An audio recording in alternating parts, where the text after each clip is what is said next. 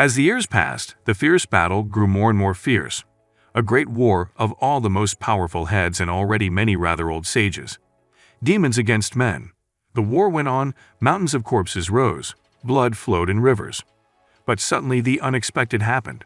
The world's greatest head of the demon alliance, the invincible bloody emperor, was killed. His body now lay bloodied among all the other similarly dead bodies. Doubt swept over Murim, but the identity of the Western assassin remained unknown. A man dressed in dark robes, whose long hair was tied in a ponytail, and whose face was completely covered. When the Murim alliance declared an end to the war, the demon alliance disintegrated. 2 years after the end of the war, Yangzhou County, Gansu Province.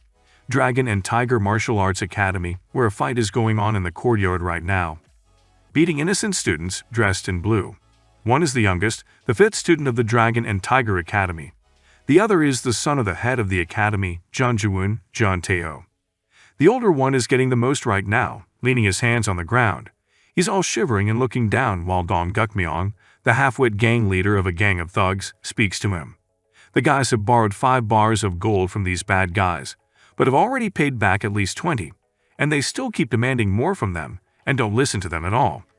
The older one has a big black eye and a lot of other abrasions on his face.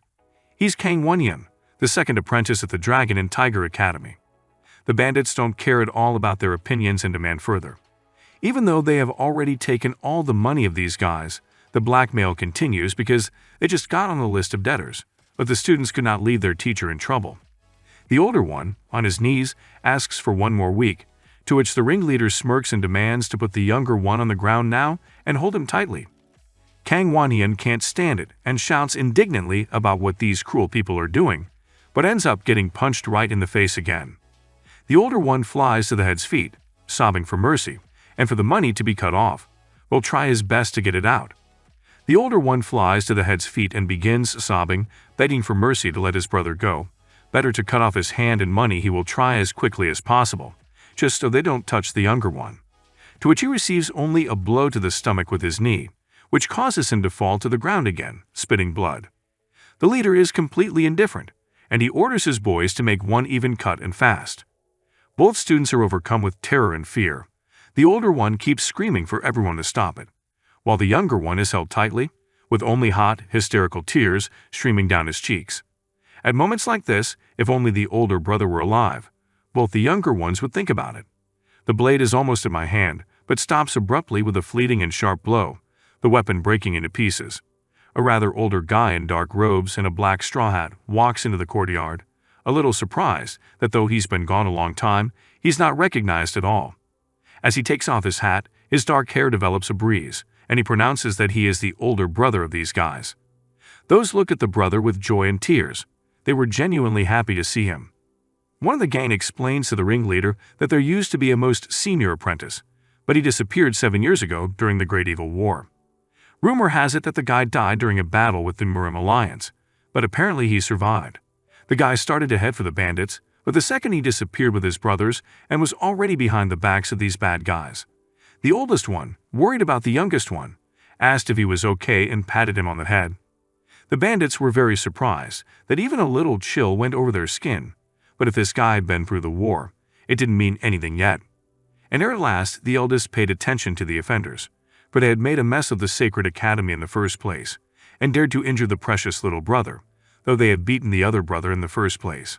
The boy's gaze filled with rage and anger, and a terribly frightening aura reigned around him. Even though the leader was confused at first, he still ordered his subordinates to attack. They all came at him with their swords. Being already a few millimeters to his body, he disappeared again, and, as if nothing had happened, was already behind them again, and folding their arms behind their backs, they received a single blow to the face, falling unconscious. The older man, menacingly approaching the man in charge, stood and looked him straight in the eye, feeling that fear. Almost the entire gang, except for the head, rushes in to attack One Hook Muzang. The younger ones start to worry that the brother is alone against everyone, but it's better to worry about his rivals. At the same second, the bandits get a savage blow between the legs. Everyone is in incredible pain that even the brothers can't bear to look at. They all lie curled up in agony, and the guy who got his hand cut off is even glad that he didn't get one. Now the whole gang realizes who they're messing with and feels scared of them. The head abruptly gives his voice and stands up from his seat, stretching out and saying that his enemy has grown stronger during this time, and Ban Zhao remembered all the 10 years of what happened, all the humiliation and fear he experienced, and the hellish pain. Now the guy looks pretty formidable, but falls down on his knees and apologizes for everything that happened, and doesn't want to be a eunuch. No one understands anything and is surprised that the head has acted so low. Huk Musang replies that he first wanted to make him a eunuch before he died, but that he looks so touching now that he's on his knees in front of all his subordinates. So he gives him two choices. Either he will beat the crap out of him or make him a eunuch. A violent and blue aura reverberates around the elder, and his eyes are infused with scarlet. Ban Zhao humbly asks that he simply be beaten. A piece of paper appears in front of the head of the semi-transparent gang. The man can't see well because he's been badly beaten and his eyes are now swollen, so he asks to know what the piece of paper is. It says that the gang will have to give the Dragon and Tiger Academy guys 150 gold bars that were illegally taken from them. The head was surprised because they only took 20 bars, but it's not even worth the trouble, and so he gets another hit. Huk Musang is already pondering that maybe he should take the 300 bars since the students were also intimidated, to which Ban Zhou just decided to remain silent, and the older man says that he should also be grateful to him for the chance to repent. The head mumbles a quiet thank you, and Huk just continues to mock him and demands that the money be brought as soon as possible. The head starts to talk his way out of it by saying that he needs to check the supplies first, but the threat of his fist immediately forces him to do what needs to be done and orders his subordinates to bring the money. Already afterwards, the boys walk down the street and admire how cleverly the brother dealt with 13 bandits. The older one replies that even though there were a lot of them, they were weak, not even rank 3. Suddenly, Huk Musang pays attention to the second apprentice, whom he always ignores, but now he notices that he doesn't look good. What worries him is that behind the half-elf gang is the famous Great Power faction, and it looks like there will be repercussions from today's actions.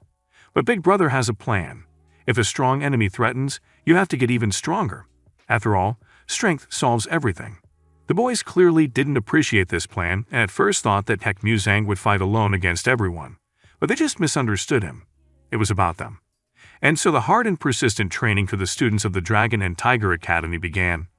Now it is necessary to train the students, because if the eldest is not around, they have to defend the academy. Or in other words, should become stronger and need to keep training. Now 3 students were holding 3 huge boulders, and the older brother was sitting on top. Next, they need to gain experience in combat. By practicing, they would improve their skills faster. So Huk Musang fights with the second apprentice. So he learns and understands how to use weapons and develops his fighting instincts, because without practice in real combat, the body will freeze, unable to move. The second student gets a couple of punches in and is shocked by the strength of the attacks. In the end, the guys can't apply what they're learning without practice, and the bottom line is, the older brother swings, the blow with the wooden sword ends up a couple of millimeters from the third apprentice's face.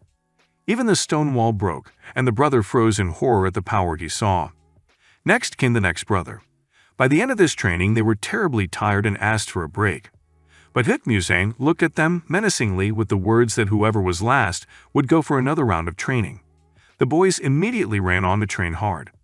Beautiful scarlet sunset had already colored the entire sky, reminding us that night was coming. It was finally over, and as it turned out, it was still just a light training session to begin with. Starting tomorrow, Huk Musang would take the students even more seriously, and they should get a good rest now. They were lying on the ground, half dead, unable to move after the light training. The boys noticed that their older brother had become incredibly strong, and he hadn't been that way to begin with. Of course, brother was famous for his strength, but it's different now. There was a time 10 years ago when he defeated 20 swordsmen single-handedly, but was badly wounded and almost died. And today, during the fight, he didn't even break a sweat, let alone any wounds. Something's not right here. Maybe my brother has learned some secret technique. Now Huk Musang was sitting in the teacher's room, leaning over him to check on his well-being. The deep internal injuries without proper treatment had weakened his organs. Had the teacher been weaker, he would have died on the spot. Thanks to his students' sincerity and care, he had managed to survive. But now he had reached his limit. The guy tensed up and with many hard sharpened strokes on his back began to arrange immediate treatment. The teacher's muscles and entire body tensed, and a strong aura discharge caused him to wriggle out and spit out a clot of blood. Now the real treatment would begin, and the student was very serious. Since the teacher's meridians are damaged, it takes time to carefully inject his Kai. Hukmusang gathers it all together and lets it gradually into the teacher. But the teacher's inner Kai is too resistant, and the student begins to lose control. He tries, but he does not understand why the body rejects his Kai. If it continues like this now, the teacher will not endure. We must finish as soon as possible, subdue his inner Kai and cleanse the meridians. All at once, a bright blue light covers the entire room, that even outside the building is visible. The next morning, the teacher opened his eyes. Hukmusang was sitting beside him and was happy. At first, the mentor does not immediately recognize him, but he abruptly drops to the floor with a greeting that the boy is finally back and deeply apologizes for being so late. So he asks to scold him. But the elder only asks the disciple to come closer to him, strokes him gently on the cheek, and says quietly that he has done well and thanks him for coming back. Hot tears flow down the boy's cheeks, and he too thanks his mentor for everything. At this time, word has already reached the great power faction that the semi-transparent gang has been robbed and beaten. The outside head MANHWA is clearly not happy about this and is surprised that the Dragon and Tiger Academy is still open.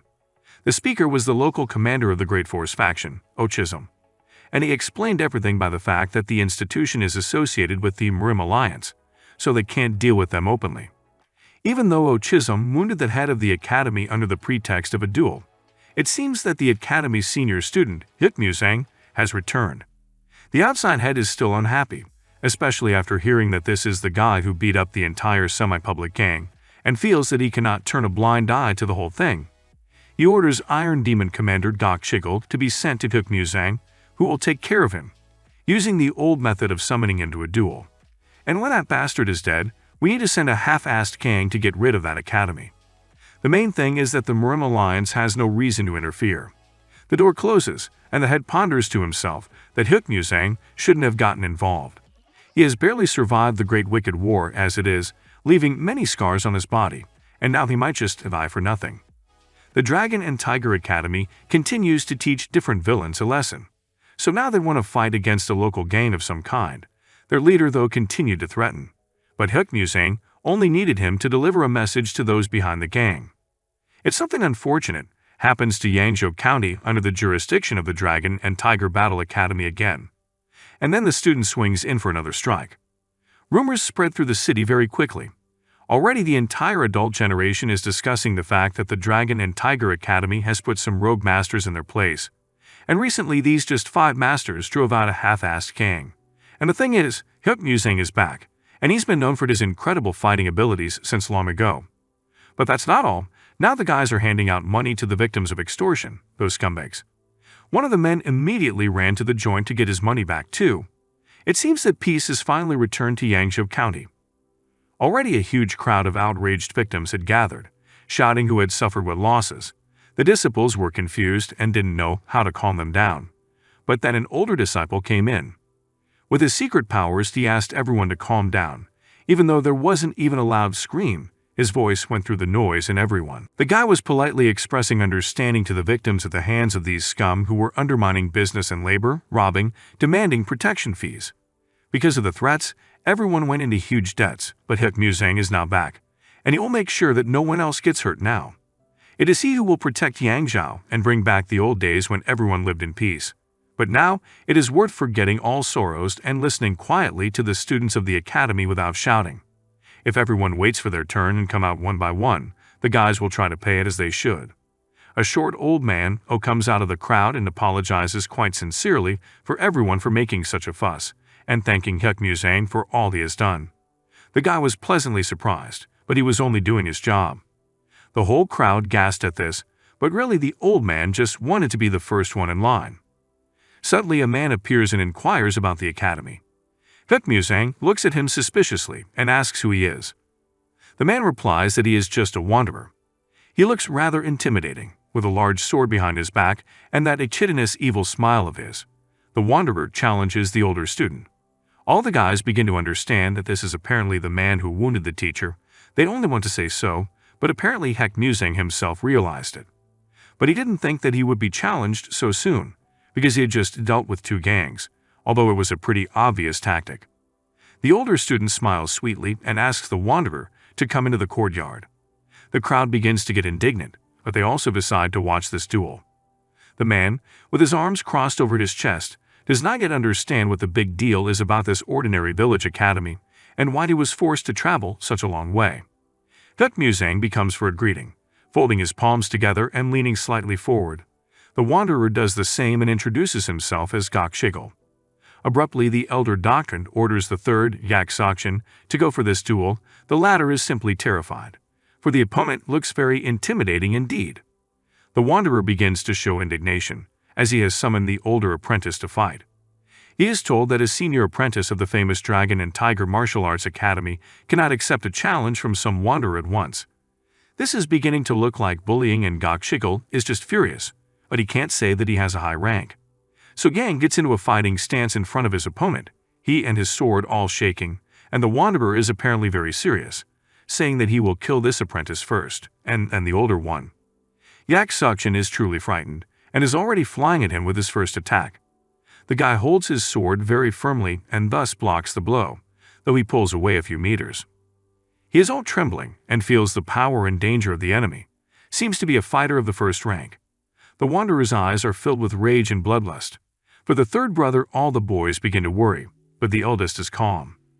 The battle between the wanderer, Gok Shigel, and the third apprentice of the martial academy, Yang Sokshin, continues. The younger brother worries the most about the third and asks the older brother if he's sure he can handle it. Guk Muzang asks Yang if he wants to surrender and is told no. And the older apprentice still stands nonchalantly watching, only telling his brother to follow all the training. The wanderer gets terribly pissed off by this taunting and talking, so he makes his next attack. Although this man is clearly stronger than Yang Sokshin, but this sword of his older brother is much stronger and sharper. The second blow is deftly blocked, and so it goes on with each attack. The crowd is discussing who will win, and few believe that this boy can win, especially he just obstructs the blows and that's all. Gok Shigel doesn't understand why he hasn't hit him once, since his opponent is barely superior to the third-ranked fighter, and repelling attacks is apparently all he can do. The man swings with all his strength and is already planning to kill the boy. The older apprentice notices this and shouts to his brother to take 2 dragon and tiger steps to the left, followed by a 4th dragon and tiger sword move. Jan immediately reacts to these words and, obediently doing everything, makes his first attack and first wound right across his chest. The whole crowd, the academy guys, the wanderer, and even the guy himself were very surprised by this. Sokshin had just hit a first-ranked fighter and was beginning to speculate that maybe the opponent wasn't that strong, but it couldn't be, because the attacks were still pretty hard to repel, and he only followed his older brother's advice.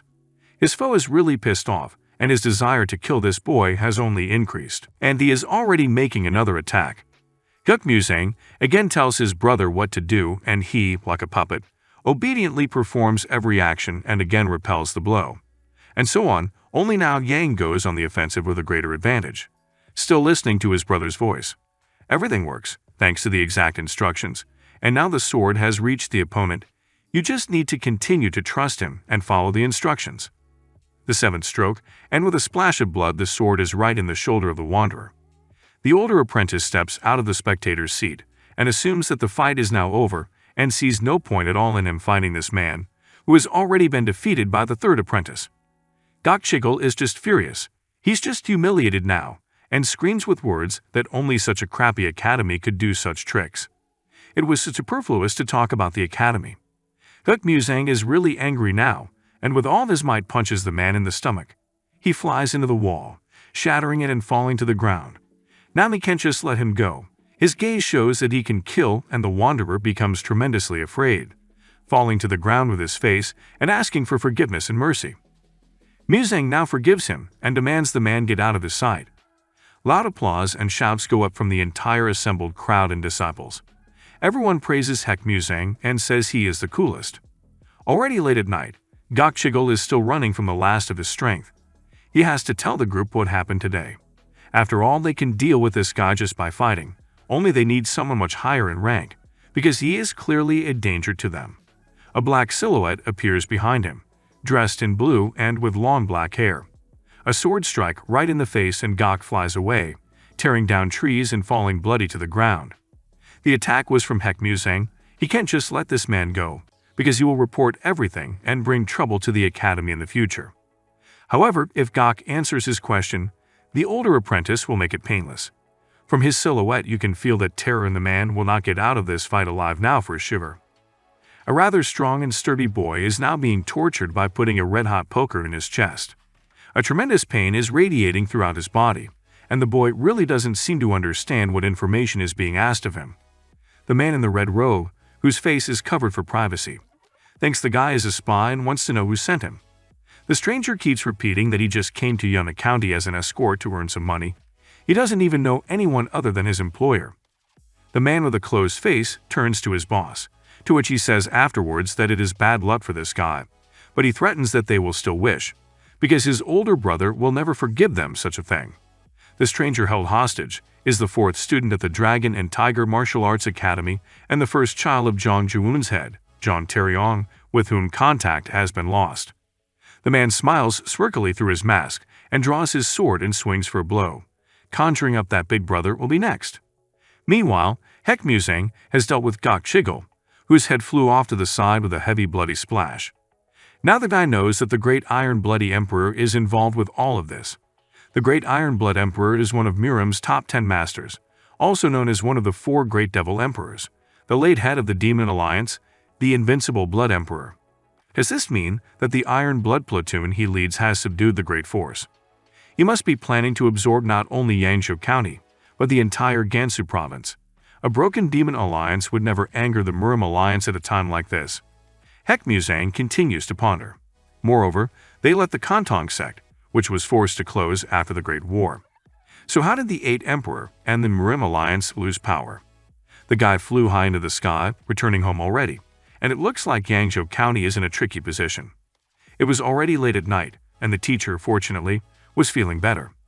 He had already risen and stopped near a small tree, leaning his hand against it, and, referring to the tree as to his lord, asked about his well-being and already thought he would get to his lord himself. But Hek Musang was able to cure the teacher. This boy used to be a scrawny little boy who didn't eat much, but now he has grown so much. The lord would be proud of Musang too. With his return, the academy and indeed the entire village became more lively. It seems that about 20 applications for admission were dropping into the academy thanks to this morning's performance. The academy seems to be returning to the old days. But the teacher is scraping wood with his fingernails and starting to shake, all because one guy is missing. The eldest son has gone off to earn money to save his father, but the connection has long since been lost. Tears flow down the teacher's cheeks, and he says the name Terran quietly. Hek Musang hears all this conversation and remembers how the teacher's wife died then long ago. Her almost lifeless body uttered the names of her 2 sons, Terran and Taeho. All the pupils and the teacher weep bitter tears. They don't want their mother to leave them. After the woman calls Musang, to which the latter addresses her as if she were a mistress. Even though she tried to love everyone equally, she still asks him specifically to protect her own sons, to take care of them as his real brothers. Little Hek Musang can't take it anymore and crying says he will do anything for his mistress. She quietly thanks him, and now the girl can close her eyes in peace. Now Hek Musang sits at his desk with a clean sheet of paper, ink, and a brush in front of him. After the Great Sinister War, the boy has promised himself that he will not contact them again. The brush is dipped in ink and drawn different lines, turning them into hieroglyphics. With the crooks targeting Yangzhou County and the missing 4th brother, there is no time to worry about accidents now, and something must be done. On the paper appears the inscription, "This is a request. Please keep it a secret. White Tiger." It's a new day, and the sun is still shining as clear as ever. Another homeless man wanders down the street, singing a song all over the street, reeking of a horrible stench and being pelted with water by some woman to shut him up. The tramp is silenced while he is yelled at and judged to be just another crook from a gang of beggars. The man only smiled contentedly because his face was now at least a little clean and shiny. Opening his mouth, from which an incredible stench was coming out, he asked for a bowl of rice wine to be thrown in there. But then someone pushes him and the man falls to the ground face down. He is displeased and ready to fight, but there is no one suspicious around. The beggar, Group 5, did not feel his presence until he was touched. Whoever pushed him must be a great martial artist. Suddenly a piece of paper with a cipher is in the man's hand, and it is necessary to report everything to the elder. the tramp immediately jumps the wall and runs in an unknown direction. Something glassy shatters in the hand of outside head MANHWA. He is clearly angry that another member of the group has been defeated. The news has already gripped all of Yangzhou. The whole city is chattering about the fight, and the popularity of the martial arts academy is only growing. Except that Gok Chigel suddenly disappeared after the fight. Perhaps he fled for fear of punishment. And outside had orders to catch him. He may not have escaped far yet, and the Dragon and Tiger Martial Arts Academy will be dealt with by Yang Sode, the ghost killer of Guangdong *. *PP. Province. In the same second, the man is behind the commander's back. His stealth techniques are terrifying. MANHWA asks what the assassin thinks of the situation.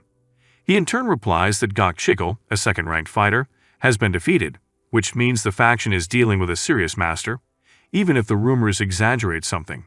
However, things can change if an ambush is arranged. Jansot smirks. He likes that kind of thing. That it thinks for a while, scratching his beard, and decides that we should take advantage of Heck Musang's absence and destroy the academy. But first, we need to scare the older student. They'll come back and shed bloody tears. Then we can strike from behind and end his life. It's still a beautiful sunny day. Heck Musang and the other students are tending to the academy grounds, sweeping and washing them. Mr. Gan comes up to them, saying that the guys are cleaning the street themselves as usual and could have assigned someone else to do it. But Musang just smiles affably, saying that he's been doing it since he was young and it's no big deal. They continue their dialogue while a lilac-clad girl watches them from the window of the house next door. Her hair is gathered into a long, thick braid that wraps around her neck and comes down. Suddenly a woman calls out to her, wondering why the young mistress has been sitting there for 2 days, waiting for something. The girl begins to wonder if people can change.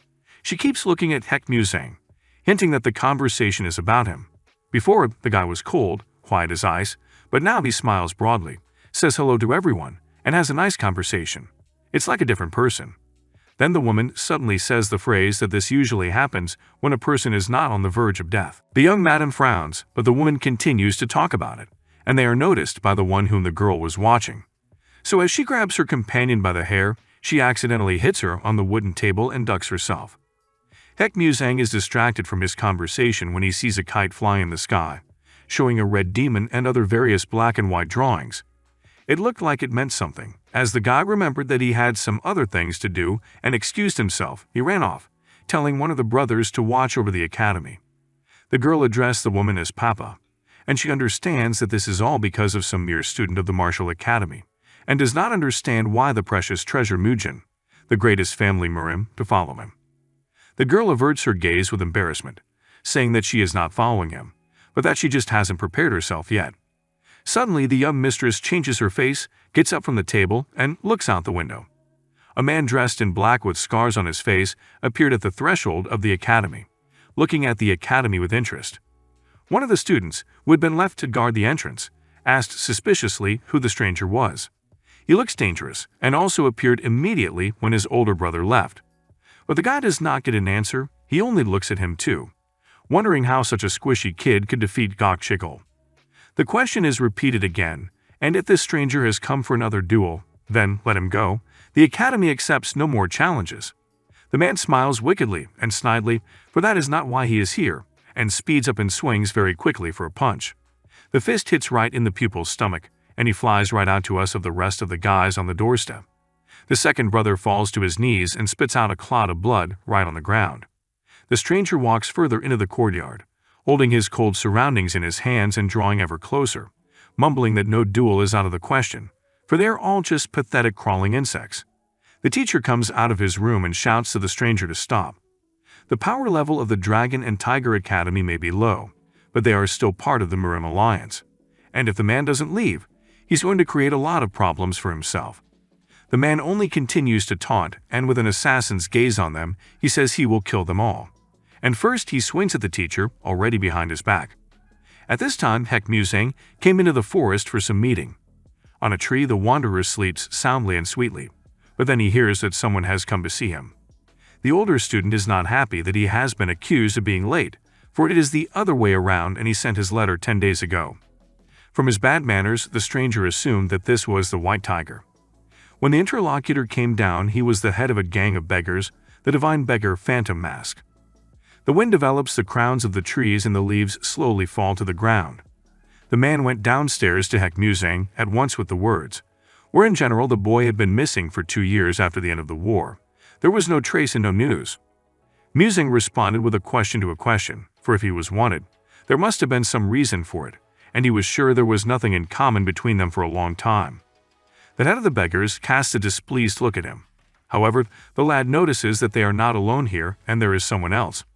It seems that the subordinate on the beggar's side got the letter earlier and decided to come to the meeting too. A massive man, also a member of the beggar gang, comes out of the bushes, a special task force. His whole body is scared, and he addresses Musang, also as White Tiger. He is addressed as number 8 in response. The man, gathering his full strength into a fist, swings for a punch to see if Heck Musang's skills have improved. As he comes off the ground, he seems to fly toward the guy, who in turn stands still and doesn't move. The fist is near, but Musang catches it with just one hand, still standing in the same pose. Such power has raised a strong dust and wind. The boys look at each other a little incredulously, and then the massive man's stern face changes to laughter and a beaming smile. He hugs his old acquaintance tightly and is glad to see him alive. Heck Musang is not so happy about the encounter and pulls out of the hug, believing that men should not hug, and if anyone saw them, would think they were close. Number 8 is a little surprised by this reaction and thought that he of all 4 guards was the closest to him. Heck Musang began to remember the 4 guards, but they had all made fun of him and laughed at him before, so it was hard to call them friends. Suddenly the guy looks up questioningly and notices the head of the beggars soaring toward the sky, hitting number 8 on the head with his foot. He falls down, grabbing his head, and his nose is bleeding. His teacher is angry, for he raised a large amount of dust, which got on him as well. The student shouts unhappily that the head of the beggar is stingy, for he does not realize that he has not seen his old friend, whom he already thought to be dead for a long time. The teacher gets even angrier and grabs his slate and starts beating the uncultured pupil on the head with it, saying that his new clothes, which are only 2 years old, are covered with dust and he is also called a stingy man here. He is just about ready to kill him for that. He is distracted by Heck Musang, who asks him about the fact that his number 8 teacher was the head of the beggars, and it turns out he was his only student. The teacher threw away the broken slate and went on to say that he thought number 8 would be more reasonable after a couple of tasks, but they were interrupted by just this guy, blowing blood clots. He thought no one would think he was a beggar, because he looked good in his opinion. However, Heck Musang and the teacher disagreed with his opinion. They only looked at the man and continued their conversation as if nothing had happened, ignoring number 8. 6 years ago, the head of the beggars promised to come to Heck Musang's rescue 3 times. The man was a little surprised that he still remembered that, but he wouldn't take back his words, and whatever it was, he would take care of it. The boy asked if the head was sure of his words, for he said he would take care of it completely, whatever it was. Musang smiled slyly, but the question was already beginning to alarm his interlocutor. Meanwhile, the Dragon and Tiger Martial Arts Academy is still in danger. The ghostly assassin Yang Sot has come to deal with all the boys, and the first to go should have been their teacher, but he manages to repel the blow. This pleases the killer, and he clearly enjoys it all. And since the teacher is stronger than his students, it's worth speeding up. The man is shocked by such a technique. It is inherent only in warriors of the highest rank. It is simply unreal to keep track of this assassin. He keeps flashing and flickering before his eyes, causing the teacher to become completely confused and not even give him a chance to make a hit. A younger student pounces on the assassin, and with him another. But the killer deftly, like the wind, slips away from them and continues to laugh it off. Even united, they still can't catch the moves. The second apprentice, who got the very first one, is still lying on the ground watching this, but can barely see the killer himself. And the older brother was right about no matter how strong he is, if the academy is attacked in his absence, that will be the end of it.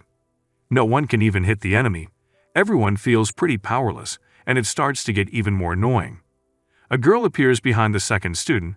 She gently touches his back with her palm and something warm and light spreads over the student's body. The stranger has only improved the circulation of his Kai. The apprentice immediately wonders who she is, but there is no answer. Yang Sode still continues to flicker around the students and the teacher, and is already planning who he will kill first.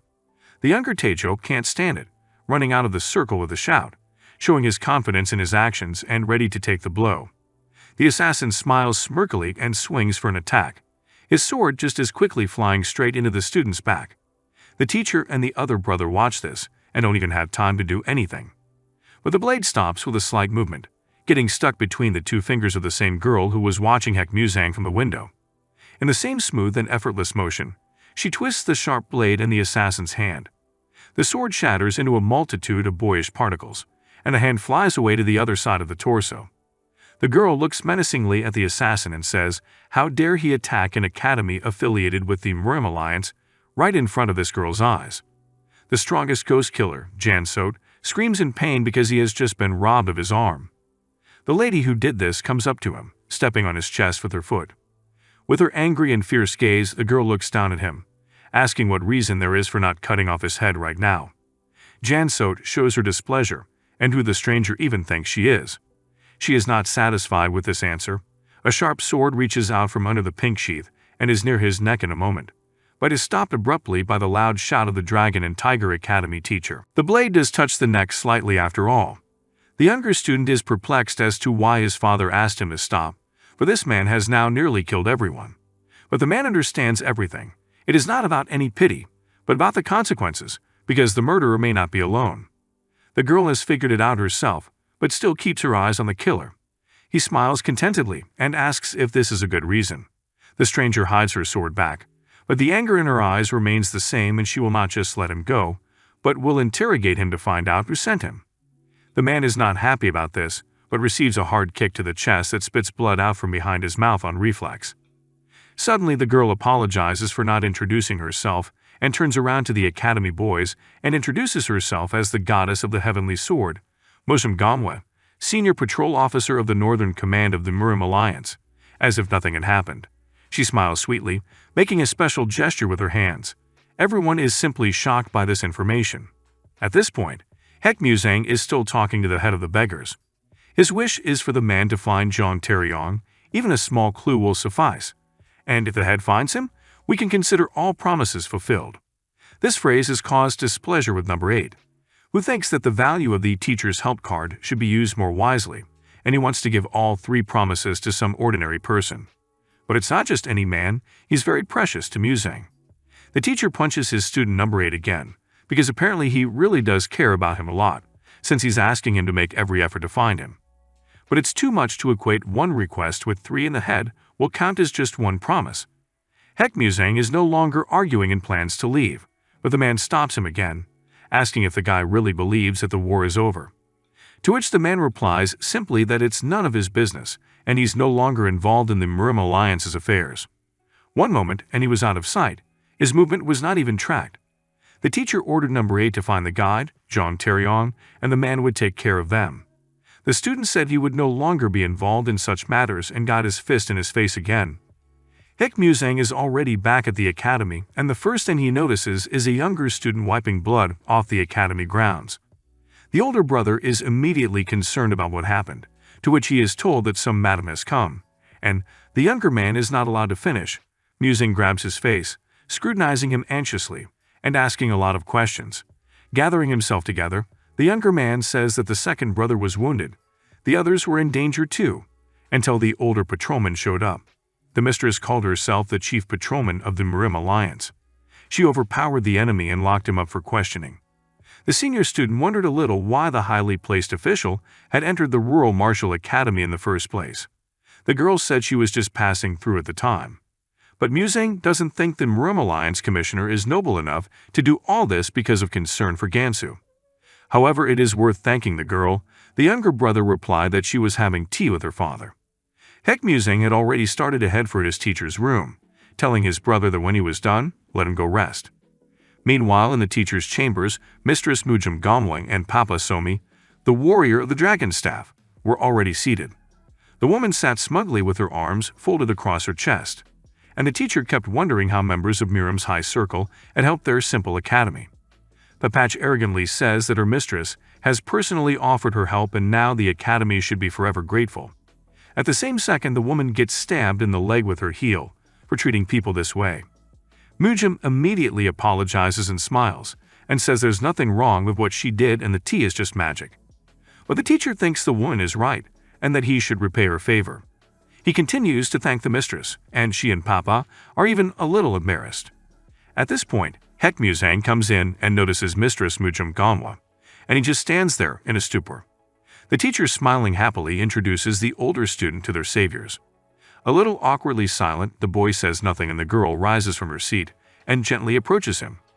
Affectionately referring to the boy as the White Tiger, she takes his face with both hands and looks directly into his eyes, while hot tears of joy flow down her cheeks. Mistress hugs Musang tightly, snuggling against him and happy that they have finally met. A warm and pleasant breeze develops the tree crowns, the grass, and the girl's beautiful silky brown hair. She holds her boyfriend's hand gently and calls her companion White Tiger, correcting the strands with light movements. Now this girl is clinging tightly to Hek Musang, and he, instead of giving her a firm, warm hug in return, pushes her away from him, holding her by the shoulders. He answers rather rudely, saying that he doesn't know her and seems to have been confused with someone else. Mujum Gamwa stares at him with shocked and glassy eyes, as the guy continues to explain that he doesn't know important people like the scared patrolman. She tries not to lose hope, repeating that she's not confused, but the older student just bows slightly to her, in gratitude for saving the academy and for such kindness. Mistress gets angry, grabs the guy by the wrist and yells at him, saying that she is number 5, and how dare he even pretend to be a stranger after spending 5 years in hell. Musang frowns and jerks his hand sharply aside for the girl to let him go, seemingly starting to lose control himself. Mistress' eyes fill with tears again, and when an angry, furious Hek Musang looms over her, repeating the phrase that he doesn't know her, Papa and the teacher no longer endure, as the older student's behavior is simply disrespectful. Even the beasts acknowledge the help they received, while the guy still has the gall to put himself in front of his saviors. John Ji-woon is furious and orders the student to apologize and leave. The older student stays quiet for a bit, but afterwards apologizes for his behavior and disrespectful attitude toward the senior patrolman. He bows rather low to the mistress, and the mistress first says that he simply offers to let it all go. Musang thanks for this and is already planning to leave, but no, the girl won't forget anything and, calling him a scumbag, slams the guy in the face with her fist, which he just flies out of the room with a bang. Mujum Gamwa heads over to him again, spouting all her already accumulated resentments. First, the guy suddenly disappears, making her worried to death, and now, 2 years later, when she finally finds him and comes to visit, he dares to say that they are strangers to each other. The anger in the girl begins to boil more and more. The guy seemed to think that she would react in a softer way, like just apologize for being such a fool and mixing it up. But that was not the case, and the girl is now ready to just kill him for saying that. The teacher is just shocked by this whole situation, and Papa covered her face in shame so she wouldn't have to watch her mistress show such behavior. Bowing his gaze, Hek Musang continues to say that he is not a white tiger. But Mujum does not believe him and will distinguish absolutely every emotion, speech, demeanor, habit. She has forgotten nothing about him. Suddenly the mistress's anger cools, she trembles all over, and hot tears flow down her cheeks again. There is nothing left of Musang's anger either, and he only continues to look down in pain. The girl suddenly turns to the somewhat already bewildered teacher and asks to stay at the academy for a couple of days. This surprises both Hek and Papa, since they already have a place to live. But Mujum says that despite the guy's words and deeds, she won't give up until she fully assesses the whole situation. But the teacher is only too happy to accept them, since the Dragon and Tiger Academy is part of the Murim Alliance. In agreement with their vow, any highly placed representative can find shelter within these walls. The girl is very happy about this, not like Musang, and thanks John Ji-woon and then follows him to her new quarters. When they leave, behind Hek Musang turns out to be number 8, who seems to have told number 5 everything. However, he didn't think it would turn out this way, but it would be cruel to hide it from her either. The girl had been prowling the world for 2 years looking for Hek. Everyone thought he was dead. They persuaded her to quit looking, but she would get furious and fight back at everyone. The man had never seen No. 5 so unhappy. Now number 8 wonders more why Musang acted this way. He doesn't seem to have changed, but maybe it has something to do with his meeting with the same guy. Hearing this, the older student immediately puts his hand over his mouth, and somehow now number 8 can't say anything. The guy is clearly unhappy with the last sentence and asks, almost commanding, that no one find out about this meeting with that guy. Number 8 is very surprised by this most powerful power. 2 years ago, Hek was at the bottom of the top rank, and now he is very strong. The older apprentice releases his palm from his mouth, and now he can speak calmly again. Number 8 asks him if he really had a chance, but he is ignored and only deftly takes the expensive Chinese wine the man has been holding all this time. He has already forgotten everything, for the wine he stole from his teacher, and Heck Muzang, has cleverly already disappeared from sight. To the entire night village is uttered how bad the guy is. Meanwhile, the captive ghost killer lies in a small hangar, breathing heavily. At least his arm was bandaged.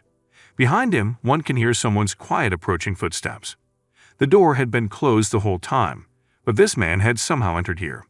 A sharp blade jumps out of the unknown silhouette's hand, but the prisoner no longer cares about the threats. He has nothing more to say and asks that he simply be beheaded. After all, he has already lost his right arm and the center of his thigh, counting one already in the grave. But instead, the rope is cut with a blade. The murderer understands nothing and turns around to see who it is. But the stranger's face is covered by a white mask, and he is wearing a thick blue robe. He only puts a finger to his lips, indicating that they should be quiet. The stranger's face is covered by a white mask, and he is wearing a thick blue robe. He only puts a finger to his lips, indicating that the ghostly assassin should be quiet. The man looks at him uncomprehendingly, thinking that it is also the assassin who has come for him. Only then, why did he let him go?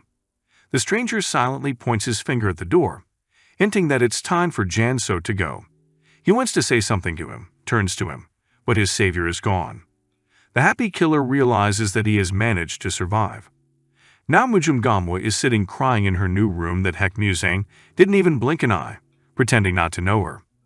Papa said that he did flinch, and the girl immediately calmed her tantrum and gave her a disgruntled look. But the longing still remained on the girl's soul, and the woman decided to support her in her own way, saying that she didn't like the guy anyway and that she shouldn't suffer over something like that at all. Crowds of officials would not hesitate to pretend to be dead if only Mujumma wished it, and this one dared to speak so rudely. And what in the world to expect from a simpleton from the village fighting academy? The young mistress shouted at Papa to watch her words and not to dare underestimate this fellow. One more insult, and her woman would see no more. Papa made a displeased face, for Mujum had just insulted Muzang from head to toe, but in her opinion that was different. The old woman continued to show her resentment, for before the young mistress said that she loved her best, but compared to the other guy she is worthless. What happened to her little girl? Still went on and on. Papa went on and on, until suddenly Mujum snapped and realized that she no longer felt the presence of the ghostly killer Guangdong. In a flash, the girls ran to the hangar where the assassin was supposed to be. The doors were wide open, and a third apprentice lay beside them. The mistress immediately thought the boy was dead, and began yelling at him to get up, for his older brother treasured him very much. She swung for a punch, and the guy got a couple of good slaps in the face. Pepatch abruptly called her out and told her that the guy just had his deep sleep point activated, and that's why he was just sound asleep. The important thing was that he wasn't hurt, because if Mistress Prisoner had hurt anyone, she wouldn't have forgiven herself later. In fact, the guy was just a sound sleeper too. Mujum began to ponder how the ghostly assassin had activated the exact deep sleep, since his central kai was broken. Perhaps someone helped him, but the girl sensed no one from the outside. Peppa called out to the mistress again, and showed her that there was a light blade mark left on the pole to which the captive was tied, so tiny and barely noticeable. My first guess was that it might have been a heavenly sword, only it has such an angle of impact and a unique sharpness. But why did he do it? The group is a great power. Menhuben sits majestically sipping tea at his desk. Not far away stands the commander and the ghostly assassin who has already come running to report everything. And that it was the goddess of the heavenly sword, Mujumgamwa, who saved the academy. An angry and unkind aura begins to build up around the outside head. He asks the same question why several times and throws a porcelain cup right at his subordinate's head with rage. He's angry, because if the Marim Alliance discovers that the Great Force faction is involved, things will get out of hand. And if the invincible Bloody Emperor finds out about their doings with them, everyone will die from the faction. The commander suggests getting rid of the senior patrolman until the situation escalates. But that's not an option. She is young, but a master of the martial arts would surpass even Menhuben. Moreover, her escort is one of the 100 best masters of the Dragon Staff Warrior. Most importantly, she is associated with the sword god Mujum Sanjay, and to remain unharmed by attacking one of the 10 strongest in the world is simply impossible. The ghostly assassin, breathing heavily, pronounces that everything will turn out all right, because few people know that he worked for the great power. Although the girl recognized him, but there is no evidence that he is associated with the group. And luckily, one of the group's subordinates saved him. The outsider head was surprised by this, because there was no order. The assassin just wants to wonder who it is then, but a thin and sharp blade goes through his head. In the corner of the room stands the very stranger who saved him, but no one could even sense his presence to begin with. The blade flies back into the gauntlet, and the killer falls dead to the floor. The outside head is not happy, for if that blade had flown into him first, he would have been in his place. The man assumes that the stranger is an assassin and what purpose he came here for in the first place. The stranger removes his mask, saying that he is just a wanderer who has decided to challenge the great power. And it turns out that he is Tech Musang, the same student at the academy. He yawns sweetly as they chat about something. The outside head tries to keep him talking, mildly surprised that he came here alone, and at the same time a red stout whip crawls out from under his sleeve. No mere assassin would have stepped into the light, so this one looks down on everyone. MANHWA shouted loudly, and finally pulling out his weapon, aimed it directly at Musang while he rubbed his eyes sleepily. However, he easily catches the whip with his hand and now he can't even get out. The older apprentice takes this attack, so to speak, as an acceptance of the challenge. However, Tech Musang's mood today is extremely awful, so let the opponents not be offended if they suddenly get hurt. The guy's gaze is full of blood and rage. The commander can't stand by and attacks Tech Musang as well, gathering all his dark power in just one hand. He demands that the boy let go of the whip of the outside head, and he calmly does so, except that it flies right into the commander's palm, causing him to open a powerful barrier, and the whip returns to its master. This angers the man.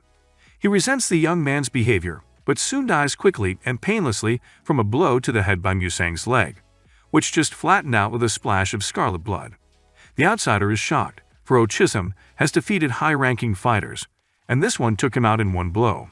One out, but the older apprentice's anger didn't spill out even half as much, his gaze remaining just as indifferent and bloodthirsty. MANHWA himself admits that he looked at the boy rather arrogantly, but no one knew that there would be such a strong master at the village martial academy. So now the man will show him his true strength. A scarlet aura of power surrounded him, but Musang was undeterred and completely calm. The outsider's head is very strong, and with a shout that will now knock him down, he uses his secret dragon blood technique, the thunderous strike of the demonic purple whip. The whip flies like lightning straight at the eldest student in the academy. Even a highly ranked, experienced warrior cannot block the dragon's thunder strike. There is no way he can get out unscathed now. It looks like it's a loss for Musang, but no. From the sheath on his arm pops the blade of a sharp blade, and in 1 second the strongest whip turns into a multitude of cut useless pieces. Now the guy is behind the back of the outside head, the guy is just speechless, because no one has ever done such a thing before. Who is this guy anyway? He has only answered this question after the blade deftly goes through MANHWA's neck and his head rattles to the floor. And this guy is just a senior student at the Dragon and Tiger Martial Arts Academy. The outer hall, where they were located, caught fire, gradually being covered completely in flames. All the sleepy subordinates of the group woke up and ran screaming to report everything to the head. The head of the great power, the devil lord, the iron leg, Kwak Chuyong, immediately woke up from such a thing and shouted with great indignation what MANHWA had done there. The head of the inner hall, Wang Chizhen, who is now the calmest, stands listening to him and says that he is in his resting place, but the fire is so strong that no one can get in there. The head orders him to contain the fire and then to report the damage, if man is found, to send him here. The head of the inner hall leaves, and the man is left alone. He sits wearily on his red box, wondering who dared to do this, and then the nearly burned and dead head of MANHWA rolls at his feet. The man jumps up screaming and asks who is here. At the edge of the same box sat Tech Musang, only his face again under a white mask, and his head covered by a dark robe. In a calm voice, he says that he is the one who will save the chapter today. The man, like everyone else, did not feel his presence either, and even still does not, though he is directly in front of him, so he is a professional assassin. Kwak Chuyong assumes that this stranger is one of the 4 commanders. But Musang only pronounces that the leader of the demonic wild wind, Kwak Chuyong, already knows them. The leader is beginning to realize that he can't handle him alone, so he needs to stall for time. Trying to get Musang to talk, he asks what brought the Marim Alliance here. perhaps to destroy the treaty and start a war. The man at this point pulls a signal thing neatly out of his sleeve to make a noise and gather everyone here. Muzang answers his question, saying that he has nothing to do with the 4 commanders of the Murim Alliance. In more tone, he simply hates the Murim Alliance. The guy wanted to continue the sentence, but instead shows the illusion to the head that it is better not to press the signal button, because then he would lose his head in an instant. Kwak Juyeon grabs his neck, breathing heavily with fear. It wasn't just an illusion, but rather a warning. And now no trick can be pulled. Heck Muzang looks fiercely through his mask, saying that today he's not going to exterminate the gang. The head quietly apologizes for his actions, though even if he had pressed the alarm button, no one would have heard them anyway, because Muzang has already put up a powerful barrier. Kwak Juyeon doesn't understand what they want from him, but the guy here even pulls out a red scroll, saying he got it from the head of the outer hall, Myung. If the Great Iron Blood Emperor gets wind of the faction's deal with them, everyone involved will die. The man is shocked and cannot believe it, but Muzang keeps insisting that these are bills he brought from the outer hall, though in fact they were the first papers he found there. The head is very angry at the already dead Myung, and was ready to kill him again for leaving such a document unattended. Now that Kwak has realized the whole situation, it is worth getting down to business. Heck Muzang only demands that he be sworn that the faction will never touch Yangzhou County again. An unbridled fury and cruelty hangs in this atmosphere and aura from the guy, and his bloody garb gives him even more ferocity. Just a murderous urge that makes the head bow and tremble with fear. But even if the great power retreats, a gang of bloody unicorns will take possession of him. So Muzang suggests, then, that it is better to simply maintain his territories remotely, for the head does not want to be overthrown by a battalion of iron blood. He comes closer, telling them to keep in mind that if they try to pull something again, they'll have to avoid not only the great Iron Blood Emperor, but also him. With each step, Kwak Juyeon grows worse, blood flowing from his eyes, his nose, his jaw, and his legs bowing to the immense power itself. Heck Muzang stands right in front of him, continuing to use his power in such a brutal way, and asks if the head has understood everything. He hoarsely, and through rivulets of blood, mutters that he understands everything and asks that the stranger stop. And Kwak Juyeon is right. If you get rid of one gang, another will immediately take its place. It would be much more unpleasant if an ironclad battalion got involved. It's better to leave the man in power, so Muzang stops the torment and gives him a chance at life. The head is still in shock, for he was now on the verge of death. And who is this monster anyway? Were the 4 commanders so strong, or is he really not related to the Murim Alliance? The man continued to ponder, but then his stranger spoke again. What else all said should. Suddenly he is interrupted by a noise outside the building, as a multitude of subordinates shout that they have found the intruder and have started a chase. Heck Muzang doesn't understand anything. Just as the fire started at that moment, Mujum Gamwa arrived. She stood on the roof of one of the buildings and realized that Muzang had already made some noise here. The girl had spent too much time hiding from the papas, crawling unnoticed along the ceiling of the academy buildings. But the fire certainly reminds her of the old days. White Tiger has often used this tactic on solo missions, a distraction to sneak up on the leader, his main target. So he's hunting for the leader, and most likely already has him. The girl looked at the main and remembered how 2 years ago the White Tiger was a first-ranked fighter at most, but even then, he could kill a top-ranked master with a detailed plan, heightened senses and critical thinking. He could easily handle the head alone. Mujum decides to sit on the roof of the building and just watch the fire on the sidelines. Suddenly she senses something and turns around toward the main building. Meanwhile, Heck Muzang demands that they swear to him that the faction will never touch Yangzhou County again. He comes closer, telling them to bear in mind that if they try to pull something again, they will have to avoid not only the great Iron Blood Emperor but also him. With each step, Kwak Juyeon grows worse, blood streaming from his eyes, nose and jaw, and his legs bowing to the immense power itself. Muzum Gamwa felt exactly this incredibly terrifying urge to kill, which can be felt even through the barrier. It's not just a bloodlust. Not even the devilish Lord of the Iron Leg is capable of such a thing. The girl thought that the White Tiger was in danger and needed help, though in fact the opposite is true. She already wants to rush to the guy, but she is suddenly stopped by a member of the Great Power faction, the head of the Shadow Hall, Chiljima, a nasty man with a mustache like a rat.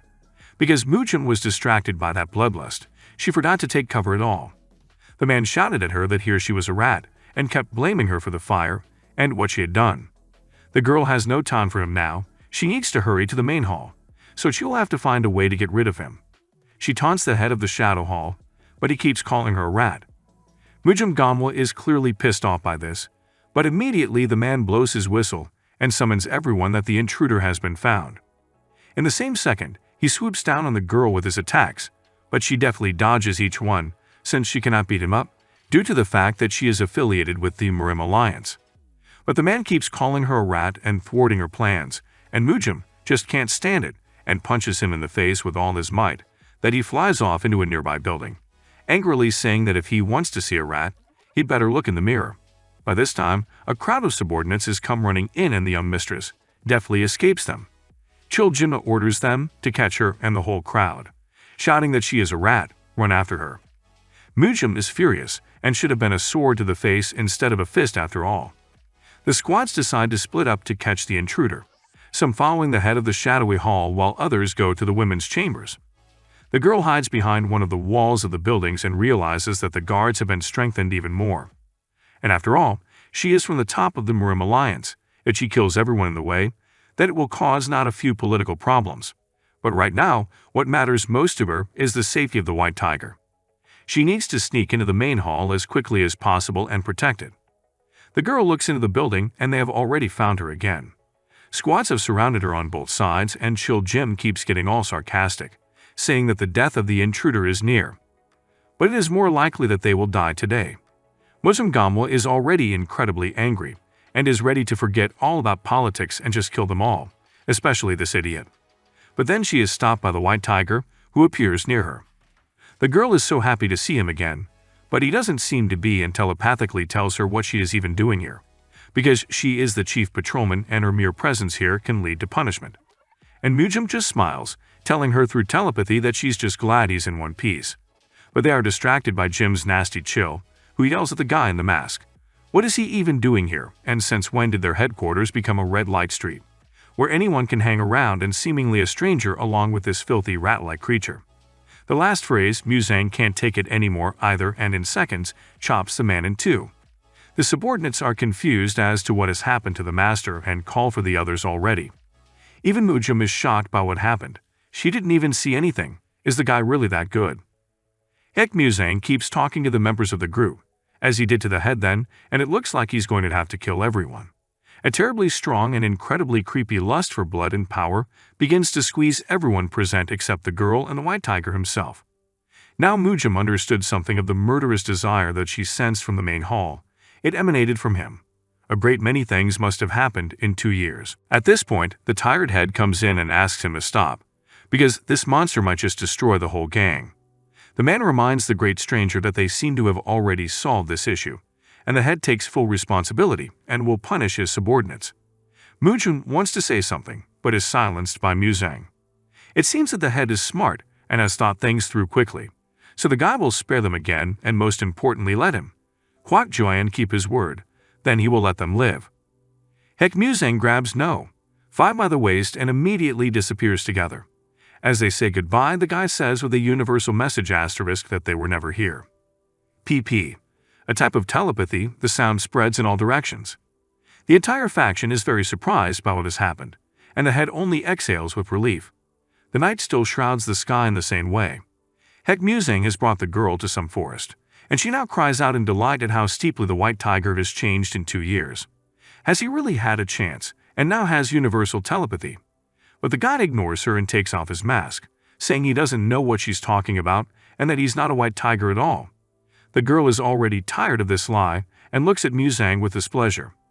MANHWA has brought the girl to some forest, and she is now excitedly screaming about how cool the number 100 asterisk has changed in 2 years. Could it be that he's had his chance and now possesses universal telepathy? P/P. Hieroglyphs can have different meanings depending on the context. White Tiger equals number 100. In this chapter, we learn about the origin of their names. But the guide ignores her and takes off his mask and says he doesn't know what she's talking about and he's not a White Tiger at all. MANHWA just can't take it anymore and aggressively pounces on him that he's just making her look like a fool. Then Whitey called her number 5 and told her off today. The guy turns away saying, as it were, it's time for the young mistress to go back, because they are still in enemy territory and don't need to forget her status. The girl makes a pretty face, stands up straight in front of her interlocutor, and asks what it turns out the guy cares about her, and cut the one because he called her names.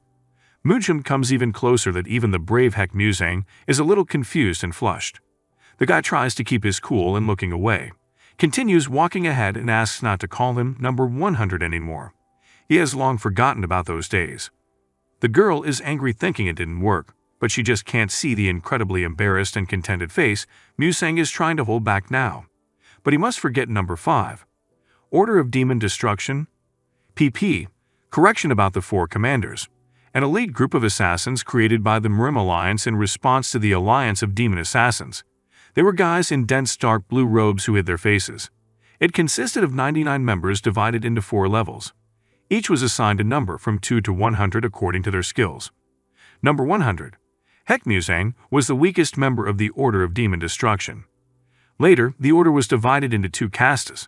The first included high-ranking members. They had the right to command the group during missions. That's where number 5, number 8, and others participated. They were masters above 30, talents of prestigious sects of martial arts and clans. They were trained in special techniques from an early age and had access to elixirs. The second case was made up of the remaining members of medium and small martial arts sects, clans, and academies, except that the members of the lower case were only pawns in the hands of the privileged. For example, number 97, who had just joined the order, died first. Number 19 had to take on a simply impossible mission, and number 97 took the hit to save him. The target eventually escaped, despite 97's sacrifice. That night, number 19 made fun of number 97 in every possible way, on the type that if that over, they would have accomplished the mission, and he was the only one to blame. This injustice made number 100 very angry and he furious, shouting that the only problem was number 19's plan. He persistently led everyone forward when orders were given to retreat, and number 97 saved his life and died because of his selfishness. Hek Musang kept yelling at him, holding him tightly by his clothes. But it was a reckless act on his part. Soon he was getting punched right in the face. Not a word he said was believed, and number 19 continued to believe that the fool was dead just because he was weak, and number 100 dared not look down on him. The blows came from different directions, though Musang tried to block them. He continued to be humiliated, considered a mere nobody compared to the level of the heir to the Jin clan. Behind him was number 5, who was clearly unhappy about the whole thing. Number 19 immediately came to his senses and pointing at Musang, told the girl that at least she had seen how this redneck behaved. He was only 100th. From behind his other shoulder came the huge and massive number 8. They easily shut up number 19 and were strong and Musang was weak.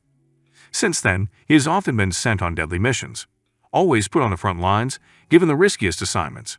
The guy had been on the verge of death countless times, and when he returned wounded to headquarters, he was told off by number 5 because she was worried about him.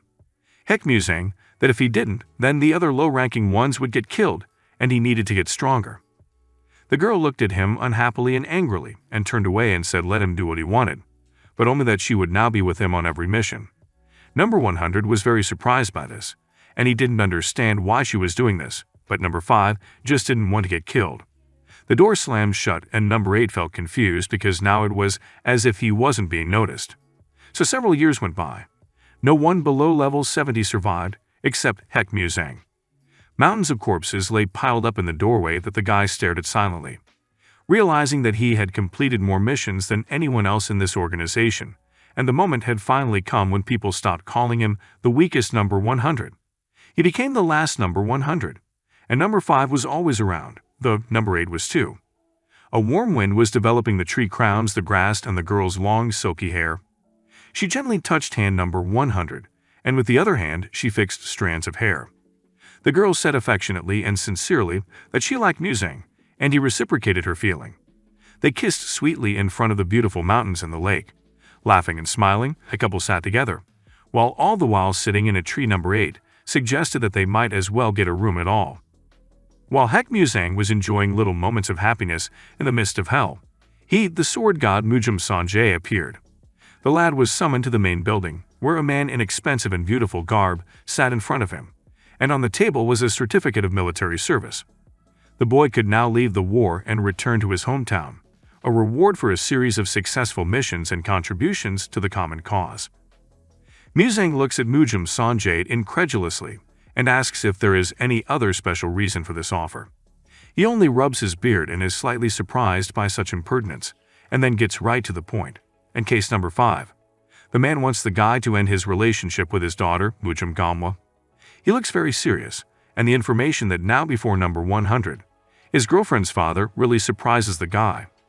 The god of the sword goes on to say that surely a simple redneck from a rural academy cannot easily get close to her. What's more, the guy seems unaware that she is engaged to Dae Youngun, the grandson of the head of the Murim Alliance, Da Hwanmu. But since Hayek Muzang has done a lot for the alliance and has risked his life for Gamwa on more than one occasion, he gets such an offer. If the guy understands his position, let him leave this place now and not even think about getting close to the daughter of the strongest again. Tension builds in the air, and number 100's hands tremble slightly.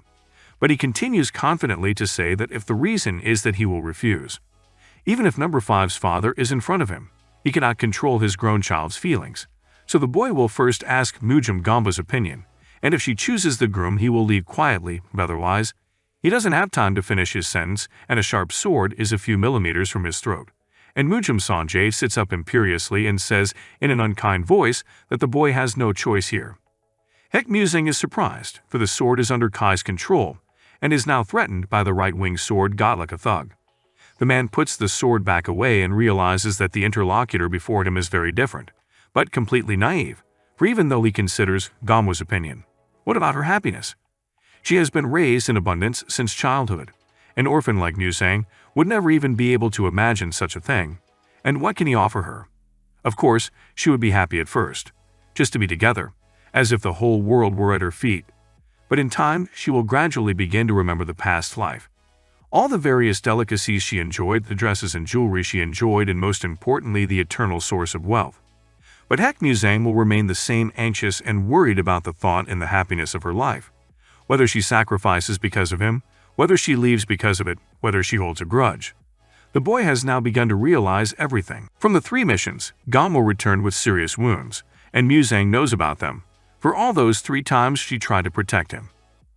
Mujum Sanjay again asks the question, can a guy make her happy? Hek Muzang was just furious at the time, but he never got around to answering it. Whether he had forgotten about it during his time in the Demon Extermination Order or whether he simply refused to accept. Number 5 and number 100. There has always been a huge chasm between them and a difference in their life situations. Father Mujum gives the guy a month.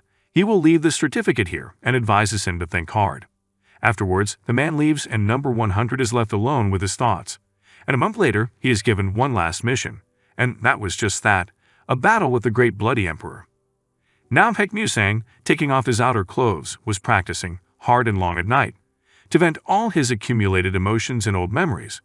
But the silhouette of Mujum Gamwa was still in his thoughts and how she was smiling happily at the fact that he was unharmed. A loud cry of moral pain echoed throughout the forest, frightening the birds and the night itself. Xiaoyou Mountain, near Yangzhou County. A group of armed men ask where they have gone. One of them is sure that the wanted ones went here. He clicks his tongue in displeasure and tells his teammates that they are like ghosts. One of the men approaches the other, the commander, and informs him that the pursuit must be stopped. The commander asks why he thinks so. The response was that if they went any further, they would end up in Yangzhou. I didn't want the Iron Blood Battalion to find out. The commander, in a rage, says that everything is because of a conditional non-aggression pact. A group of armed men flinch when a voice tells them not to worry about it. The armed stranger says that he came personally to send them to the next world.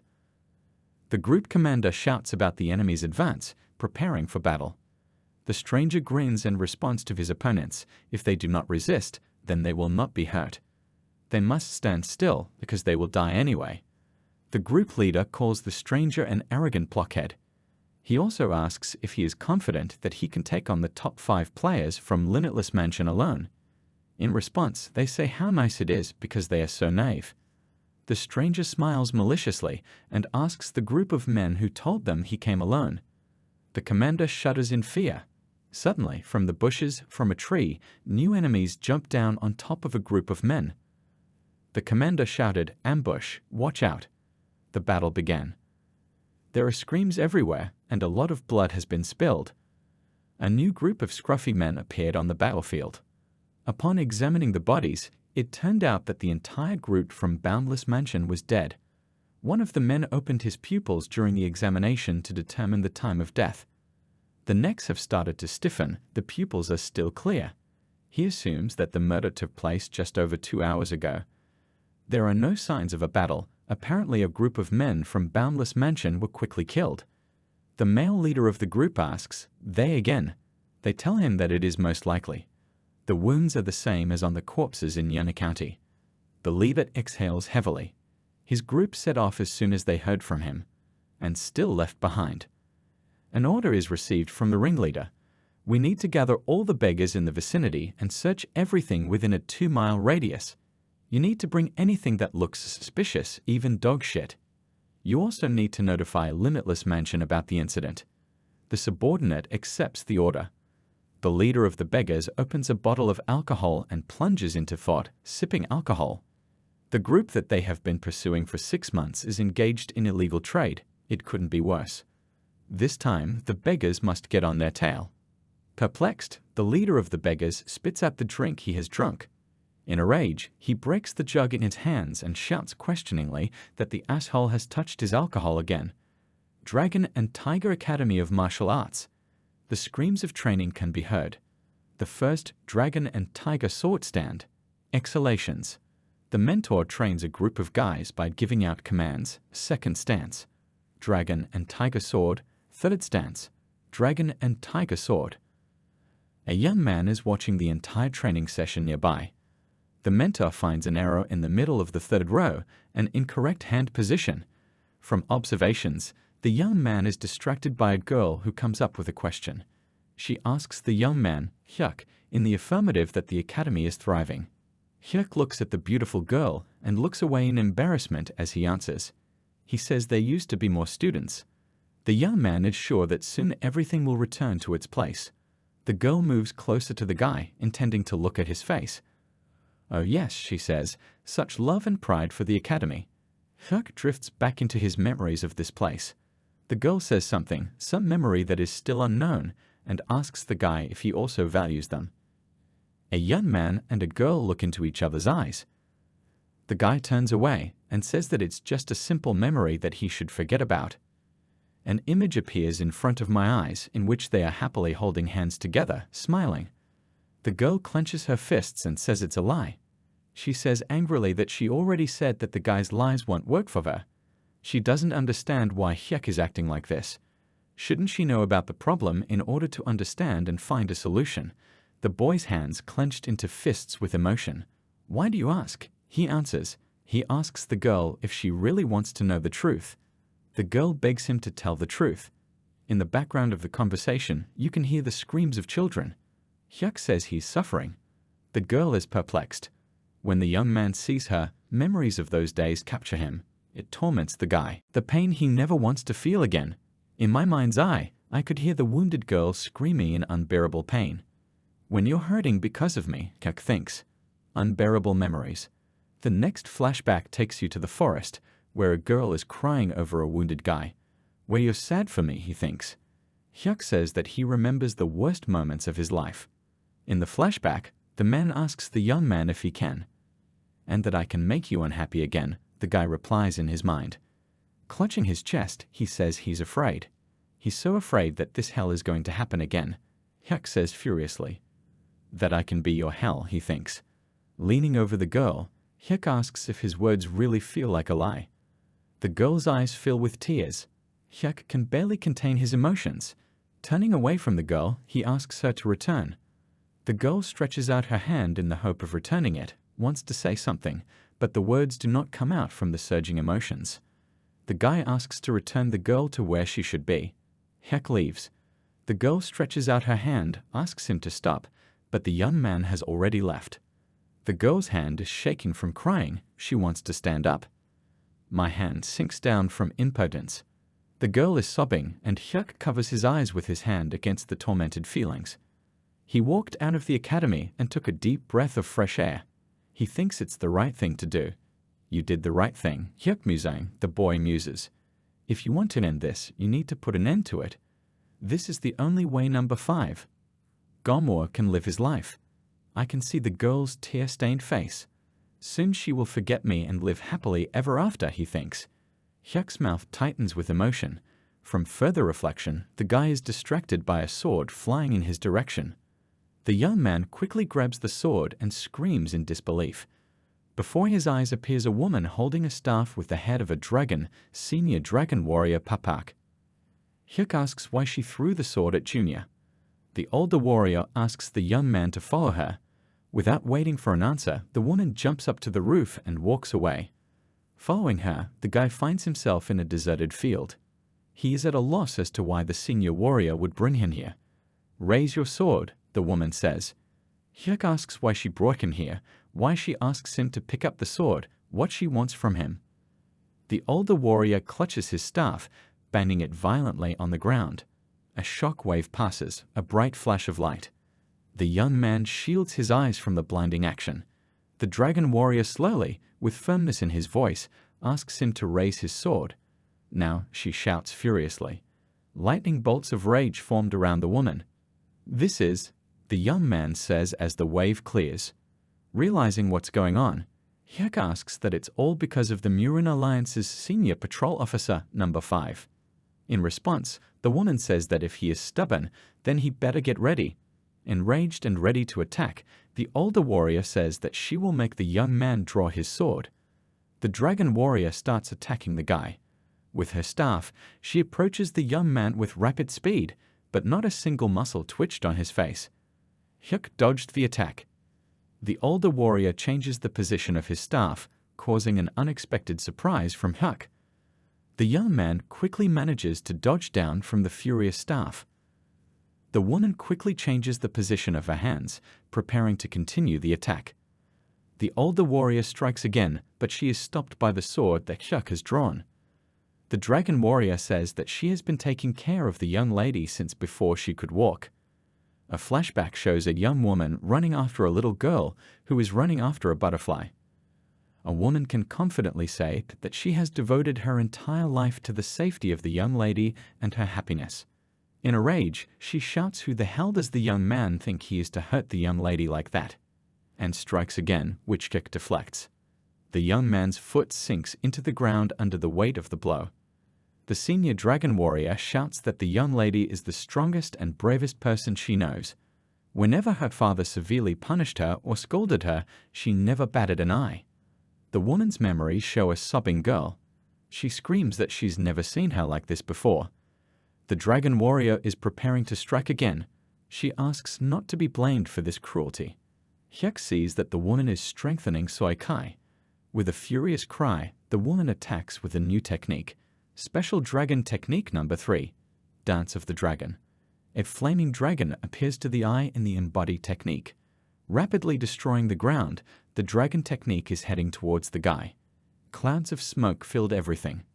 As the smoke dissipated, he introduced the woman to Hyuk, who took the hit. Through his torn clothes, the boy's torso was covered with numerous scars. The senior dragon warrior thinks what a crazy fool the young man is to take the blow. She wonders in shock if the guy has learned the Shaolin Vajra body technique. The woman's thoughts are interrupted by a guy who asks the warrior if she is satisfied. He believes that was enough to blow off some steam. Hyuk pushes the elder warrior's staff away from him and says that he will go now. Leaving the woman confused, the young man walks away. After recovering, the dragon warrior asks the young man if he really thinks that he is so outstanding. Who does he think he is? An arrogant brat. The woman turns to watch the young man leave. How dare he bring the young lady to tears? Someone like him dares. Hyuk stops walking. That's the reason, he says. The older warrior was taken aback by his response. The young man says that this happens because he is who he is. After these words, the guy quickly disappears, leaving the woman confused. What kind of monster is he, she thinks, looking out at the battlefield. He never drew his sword, the bastard. Hyuk arrived at his room, changed out of his shabby clothes for a new one. Coughing, drops of blood drip onto the floor. The young man thinks that he would be in trouble if the woman really wanted to kill him. He wipes the blood from his face. Hyuk lies down on the bed and thinks that it's finally over now. There was no reason for him to see her again. Flashbacks show a smiling girl, number 5. Goodbye, he says. There's a knock on Hyuk's door. Outside the door, they say, Big brother, it's me Kang Won-hyun. The young man invites the guest to enter. The newcomer turns out to be a young guy who reports that someone has come from the Limitless Mansion. Hyuk asks, puzzled. Memories are carried to the description of the Boundless Mansion, a fighting faction founded 80 years ago by Un Jekyll, a disciple of the Komtung sect in the eastern region of Gansu. They once had a high position comparable to the 9 great sects, and they had the allies and active support of the Muram Alliance. They were the ones who encountered the Iron Blood Battalion, one of the 4 troops of the Demon Alliance that dominated the western regions of Gansu. After finishing his memories, Hyuk thinks that he has heard that they have significantly decreased in size now that even the Komtung sect is closed. They'd fallen on hard times. What could they possibly need from such a battle academy? The young man asks. The action takes you further to the main manager of the Limitless Mansion, Song Chan. He asks if it's true that the heavenly sword goddess is here now. There are 3 men in the room, the general manager, Hyuk, and an unknown man. The man pours tea and asks the manager how he found out about this. Hyuk flinches at the news. Oh my god, says Song Jangwoo, so the rumors are true. He came even though he thought they were lies. Turning to the man, who turned out to be the head of the Chon Academy, the manager asks for help. No, not to help him, but to help the Limitless Mansion. He asks to arrange a meeting with the senior patrol officers of the Muran Alliance. He says that he will never forget their grace. General Manager Song Chang's interlocutors don't know what to say. They are shocked. Hyuk thought he'd barely managed to finish her off. Finally, the head of the academy says that there is little he can do to help. In response, the manager says that he knows this very well. The very fact that you will try to talk to her is already encouraging. They are desperate after all. A drowning person will grasp at even a straw. Hyuk asks Manager Sung for permission to say something. He responds with Muzang. Hyuk continues. As Vi knows, the senior patrolman is responsible for the northern territories. If someone of her status gets involved in the affairs of the West, it will look like an abuse of power and can cause a number of problems. The western region has its own senior patrolman. Hyuk had heard that he was from a middle clan and was known for his success and justice. The young man asks if it would be better to ask him for help. Manager Song doesn't know what to say. The door opens and a voice says that he didn't know Hyuk was so worried about her. A young lady and a senior warrior entered the room. The girl says that only she can judge whether this request exceeds her authority. Steward Song and the head of the academy jump up from their seats. Is that really you? Says the manager. Senior patrolman, says the head of the academy. The controller and the senior patrolman bow in greeting. I am the general manager of the Limitless Sung Chan Mansion, and I pay my respects to the senior patrolman of the north of the Muram Alliance. In response, the girl also greets him. I'm senior patrolman Muram Gomwa, she says. Let's sit down and you can tell me the details. Tea is brought to the girl. Your tea always tastes so good, she says, smiling. The head of the academy thanks her for such words. Murong smirks at the dumbfounded Hyuk. What are you up to, number 5? He thinks as the girl sips her tea. An hour earlier, Hyuk asks Gomor to go back to where she belongs. The girl in tears remains behind the guy leaving in the distance. Actions are being moved to the current time. Number 5 is asked if she is leaving. She replies that she is leaving. The girl has already caused a lot of harm. She has a lot to take care of in the north. She wants to say something else, but the memory of her conversation with Hyuk brings her back to sad thoughts. She says it's time for her to go back to where she belongs, looking away. The head of the alliance is silent. After that, he replies that he has a request for the senior patrolman. The girl is interested in his request. The man asks her to walk with him, opening the door to the street. A man and a girl find themselves on the field. The senior patrolman is at a loss as to what kind of place this is. The head of the alliance says that he found this place 5 days ago. The girl thinks this is the day she arrived. The chapter goes on to say that someone has destroyed their place for walking. These sword marks speak of great strength, but it must be someone from the Dragon and Tiger Martial Arts Academy. Musaim, most likely. The girl suspected it. The man tells her that she is suffering a lot because of him. Number 5 starts to deny it. The head says that he has always been like this, ever since he was a child. He is stubborn and hides his intentions, never shows his feelings, often acts thoughtlessly, does not take into account the feelings of others. But it's hard to argue with his logic, so it wasn't easy for him, as his teacher, to master it. The girl seethes with anger at the confirmation of his words. That's right, sometimes he's so annoying that she just wants to hit the guy. He's so narcissistic. The head laughs at such words. The girl remembers that he is still his student. The man says that he is a little embarrassed, but asks the girl to take a look at his swordsmanship. Gomwa agrees. The man stands in a fighting stance, holding an ordinary branch in his hands. An aura begins to appear around him. The girl thinks that his stance is firm, clean, and natural.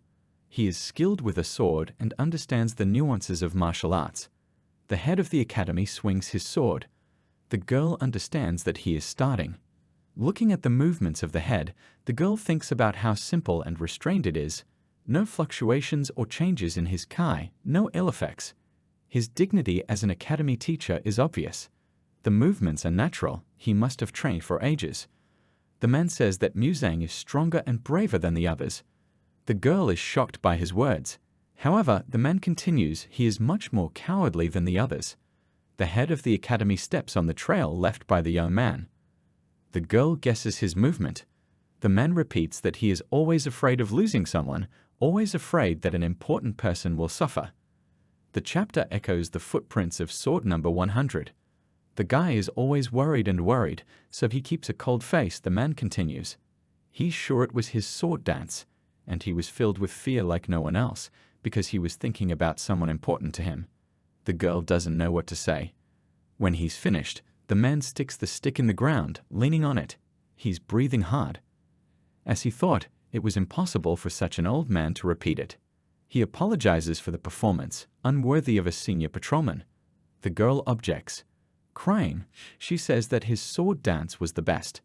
Coming out of the field, the head asks that the girl wanted to go where she should be.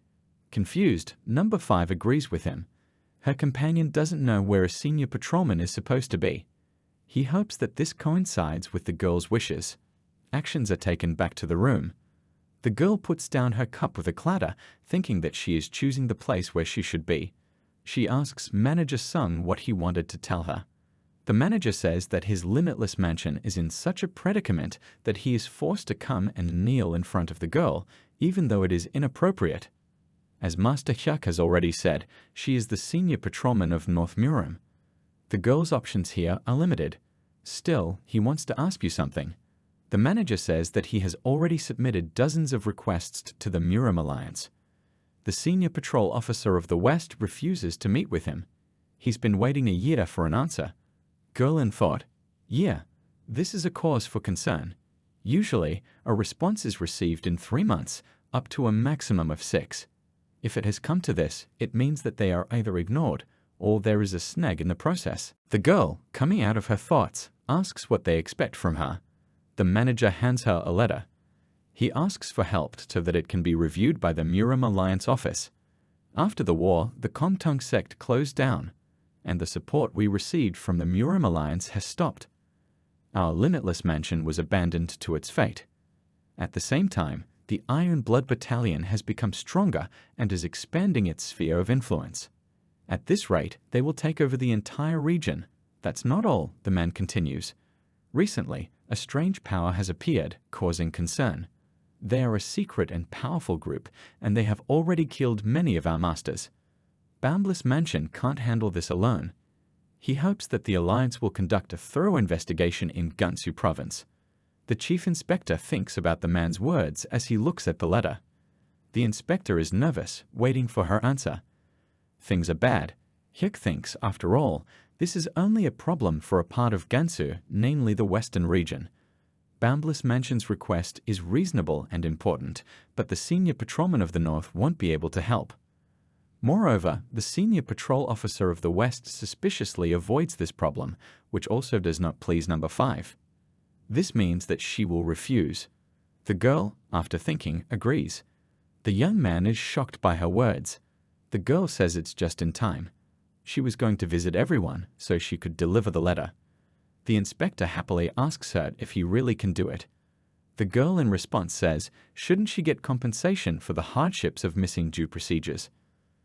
The man says that if she asks for compensation, they will try to prepare a proper reward. The girl refuses. She has no right to receive anything from the limitless mansion. You are a martial artist Murin. We will act according to your traditions. Quid pro quo, request for request. Luckily, there seems to be someone suitable here, says number 5, looking at number 100. If Master Kyuk, who is standing there, promises to listen to my request whenever and whatever I ask, I will gladly accept Manager Song's request. What do you say? The girl asks, breaking into a smile. The senior dragon warrior standing behind her has no idea what her young mistress is thinking. However, she managed to see this guy's stupid face. Oh my god, she laughs, grinning. Hyuk asks me to wait a minute. Logically, since the Boundless Mansion's request, shouldn't it be them who owed her? Why is he? The inspector kneels in front of the young man. He begs Master Muzang to agree to her demands. Help us with this, and it will help in establishing the Chamber of Commerce that Dragon and Tiger Battle Academy so desires. The Chamber of Commerce, he thinks, is a teacher's old dream. The presence of the chamber guarantees the income of the academy and will give an impetus to development. The teacher walks over to Kyuk, putting a hand on his shoulder. Don't burden yourself too much. The request came to you, it is only your decision. Teacher, says the young man. The man continues that it would be great to open a chamber of commerce. The student asks the teacher again. He clucks and says he doesn't have to feel obligated, giving the girl a thumbs up behind her back.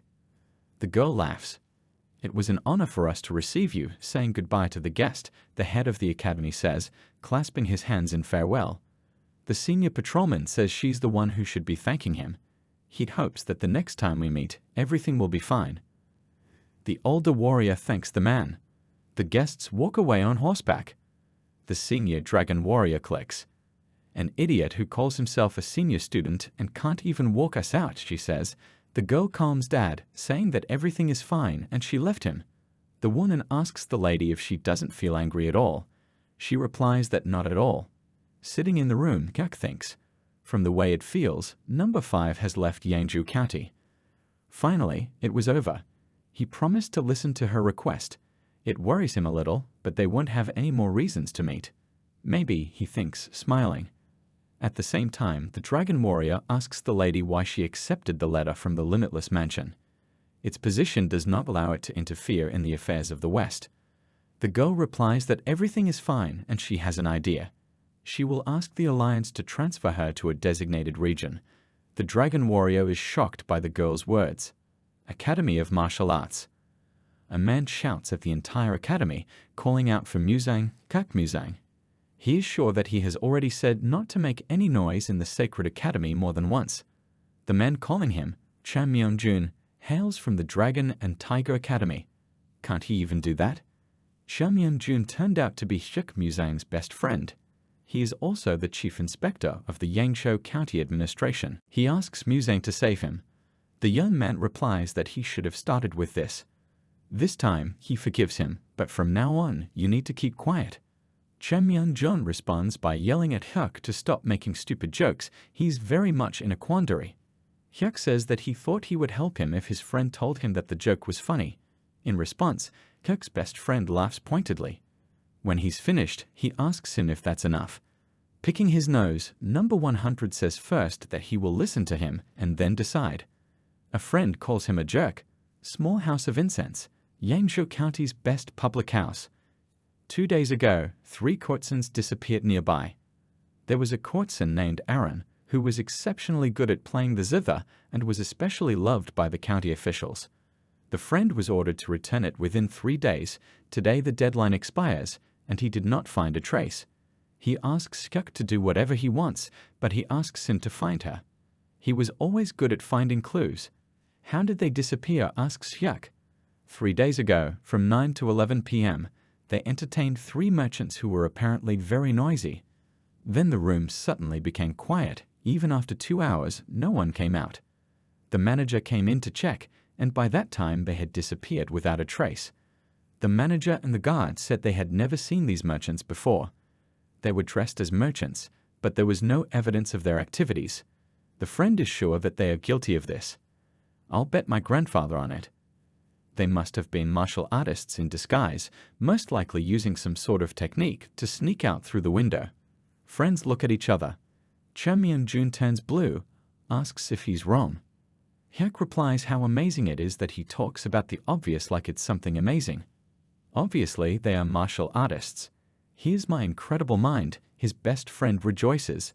Looking out the window, Hyuk says that he sees several footprints behind that building. His friend can't see anything. They don't know the yellow sand here. They didn't know that they would leave footprints because it was dark. They must be outstanding masters to be able to make it this far. His best friend is taken aback by these words. Hyuk is about to jump out of the window. Just need to find the girls today, he asks. I'll get them back as soon as I can. His best friend stops Hyuk. He is perplexed. What are you doing? Wasn't he the one who said we needed to find them faster? You can't, Muzang, the guy says. Even if it's an order from the county officials, it's too much for you. He'd rather be kicked out of the academy or get flogged. Hyuk said they were martial artists. He'd die like a dog if he followed them. Even though you are our ruler, I know that you are only a worm in Murim. I have a conscience too. I would never ask a lowly ant like you to take care of mad dogs, says Hyuk's best friend. Seething with anger, Hyuk says that his friend doesn't know this. He's not the same as he used to be. He's not going to die. No need to worry, and asks a friend to let him go. A friend is holding him by the waist, yelling at him to stop showing off. Does he really think that the man doesn't know him? Whatever our relationship is, you can't throw your life away like that. A crowd of onlookers gathered under the window. What do you want me to do if you just leave? My friend continues. He made a mistake, so he asks. Hyuk gets tired of listening to him and stops the guy with a kick to the head, walking away, leaving the guy lying senseless. The crime scene of the limitless mansion, Xiao Yao Mountain. A group of beggars stands in front of their leader. Touching his mustache, he says that they couldn't find anything. Subordinates respond that they are very sorry. Even their dogs couldn't pick up the trail. They believe that they were well prepared. The head barely thought that they were about to grab them. A voice interrupts him from his thoughts, saying that they have a lot on their minds. It turns out to be Gomwa and Papa. Gomwa greets the man. Long time no see, Grandpa Divine Beggar Ghost Mask. Hello, says Papak. The head of the beggars says that if they came to see Garmurik, they were wasting their time. He's in Yun County, dealing with the number 100 request. The girl says that's not what she's here for. I just wanted to see Grandpa Ghost Mask while I was around. He asks her not to talk nonsense. She doesn't know how to behave innocently. If the girl is here to meet him, then she wants to ask for something. Papak laughs. Gomwa asks what is wrong with her behavior. She continues that she knew that the man could not be fooled. He's right. She asks him, has one of the elders of the beggar gang, to write her a letter of recommendation. Of course, she doesn't expect him to do it for nothing. The girl will offer her help with whatever it is, within reason. The head asks again, she, help, him. Number 5 is sure that the man is well aware of the myriad verst's bloodhound. Hawkshaw myriads of miles. The greatest bloodhound in the Central Plains, won't miss a trail, even a ghostly one. The head asks why she mentions an old man who doesn't leave his block in the Murim Alliance. Gomwa asks if he knows about his secret disciple, whom he trained personally. In the end, he even surpassed his teacher. The man is in shock. This arrogant fool left an heir who surpassed him. The man had never told him that. Who the hell is he? Where the hell is he? The girl is sorry, but she can't say anything even to him, grandfather. He won't show up until all of Jianhu is in danger. What if she says that the elder's hair taught her the tracking technique? Oh, come on, Papak says. Mistress, this is too much. There are limits to everything, even your jokes. You've always been with me, except for the 5 years I spent in the Murim Alliance. When you supposedly met this person, number 5 justifies himself by saying that this is true. Let's get going, the head says, and I almost believe her. The girl tries to stop her grandfather because she does not lie. The older warrior wonders where she met him, why she doesn't remember it. Obviously, this happened during the 5 years when you weren't around, the girl tells her. These words attract a man's ear. Wait, he says, if this happened in those 5 years, you must have been following orders to destroy the demons. Realizing that it has been discovered, the girl whimpers in embarrassment. That's right, says the chapter, he was a teacher at the time. Come to think of it, there was a guy he thought highly of. He had never made a mistake in tracking the enemy in all 5 years. Can it be the number 100, the man asks. Number 5 stutters and denies everything. Papak and the head think this is obviously the case. At the same time, Hyuk, scratching his ear, is sure that they went here. Who would have thought that they would have the guts to hide so close to Xiao Yo Mountain? Anyway, they fought it all out carefully, he thinks as he heads into the woods. Usually, it's much easier to track someone down in the mountains or in the deep forest than in the city. After all, no one really goes here. But how could they have disappeared without a trace in such a place? Is it possible that the boy was distracted from his thoughts by a scream? When Hyuk came running, he saw a man who was moaning in pain. It was the forester Old Man Cha. Grandpa Cha. A young man runs up to the old man. You're all right. Nonsense, I must have just stumbled, he says. I'm constantly falling down as a babysitter. Maybe it's because I didn't train my legs enough, or maybe it's just my age. While helping the old man collect firewood, Hyuk is perplexed. You and old age, you practically live on Mount Xiaoyao. Who can beat time? The woodsman replies. We all eventually grow old and weak. Hyuk laughs. No way, you're the strongest woodsman in the world. As he struggles to his feet, Old Man Cha asks him not to even think about it. Perhaps it's all a matter of age. My vision isn't what it used to be. I'm constantly bumping into something or falling. He swears that there was such a thing that he was even lost. Hyuk caught on to those words. Has anything happened recently, or have you noticed anything unusual? The young man asks. Unusual, you say? The old man asks again. Right, that haunted house. Do you remember the place where you took your students and friends to catch ghosts? Hyuk asks if you're talking about that abandoned house in the clearing. Yes, he remembers. He suddenly disappeared, says the forester. Hyuk asks questioningly if someone might have taken it down. I don't know. I've never seen anyone there, although I go here every day. But a few days ago, he suddenly just disappeared. Maybe there really is a ghost or something. The young man thinks over the old man's words. Grandpa, you need to go home and rest. You'll feel better tomorrow. And asks the forester to drop a pile of wood at the academy on the way. Gives him money for firewood. The old man fulfills the request. A silver coin. Isn't it too much for firewood? Asks Forest Ranger Chai in surprise. The rest is payment for helping me, the young man replies and walks away. Why, you helped me, the old man replies. I should have bought some protein supplements. Hyuk stands in the tree and looks at the empty space. He's really gone.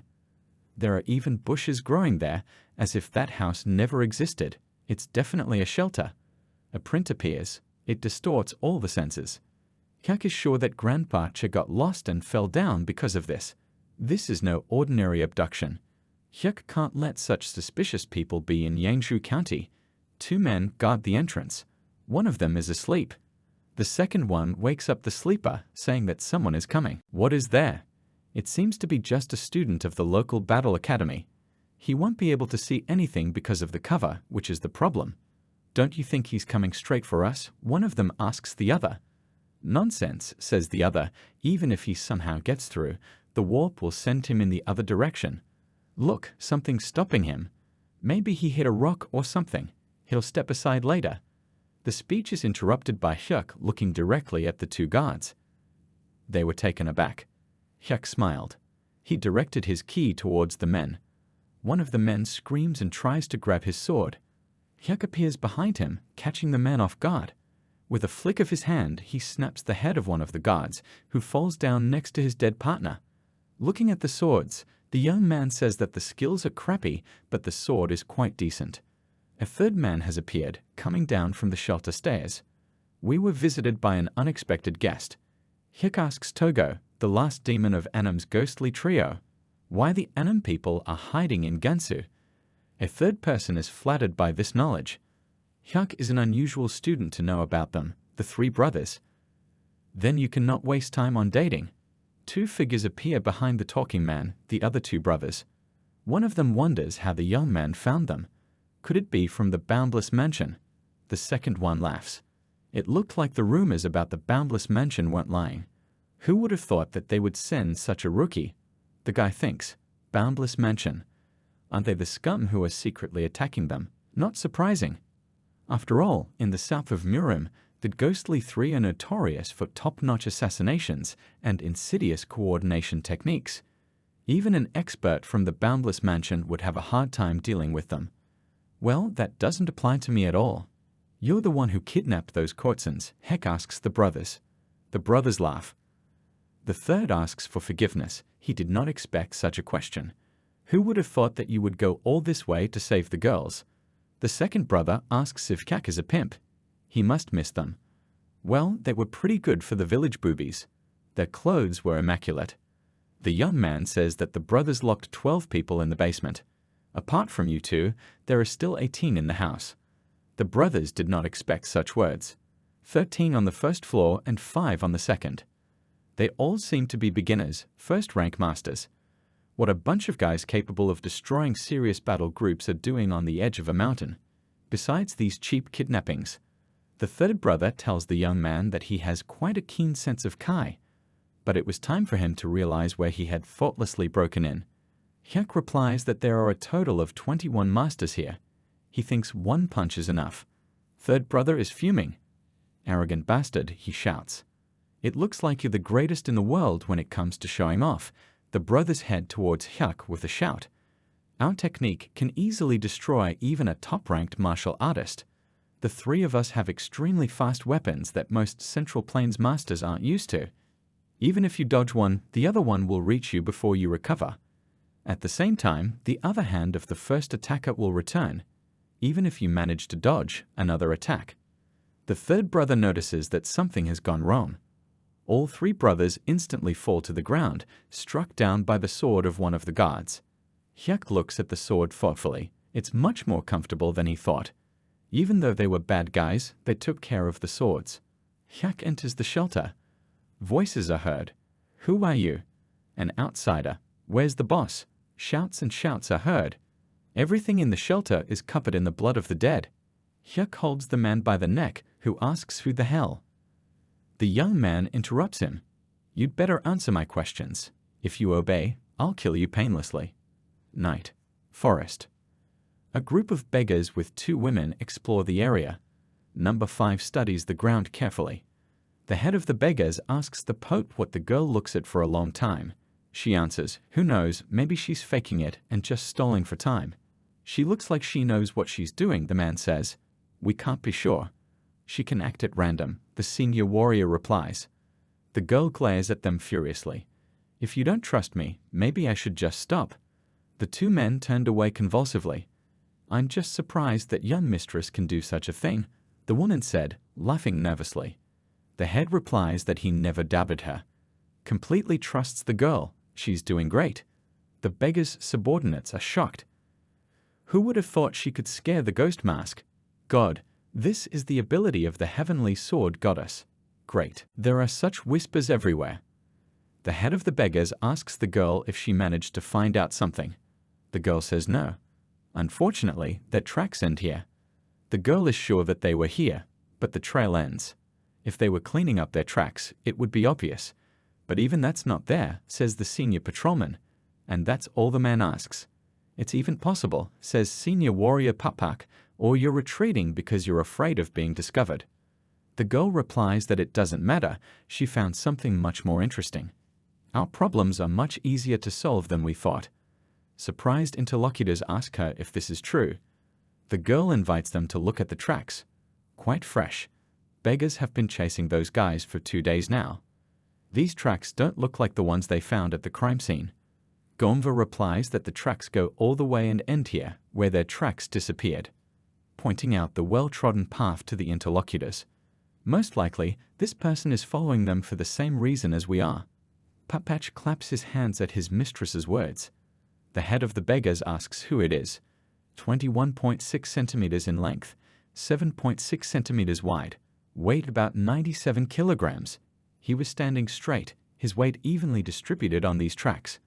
A shoe mark like the people from the Dragon and Tiger Martial Arts Academy. The tracks belonged to number 100. At the same time, number 100 interrogates the man. Holding him by the throat, Hyuk asks him to answer his questions. If he was obedient, the young man would kill him painlessly. The man holds onto Hyuk's hand, straining his head. I'll admit you're a monster, but you can't kill me. How to kill someone who is already dead?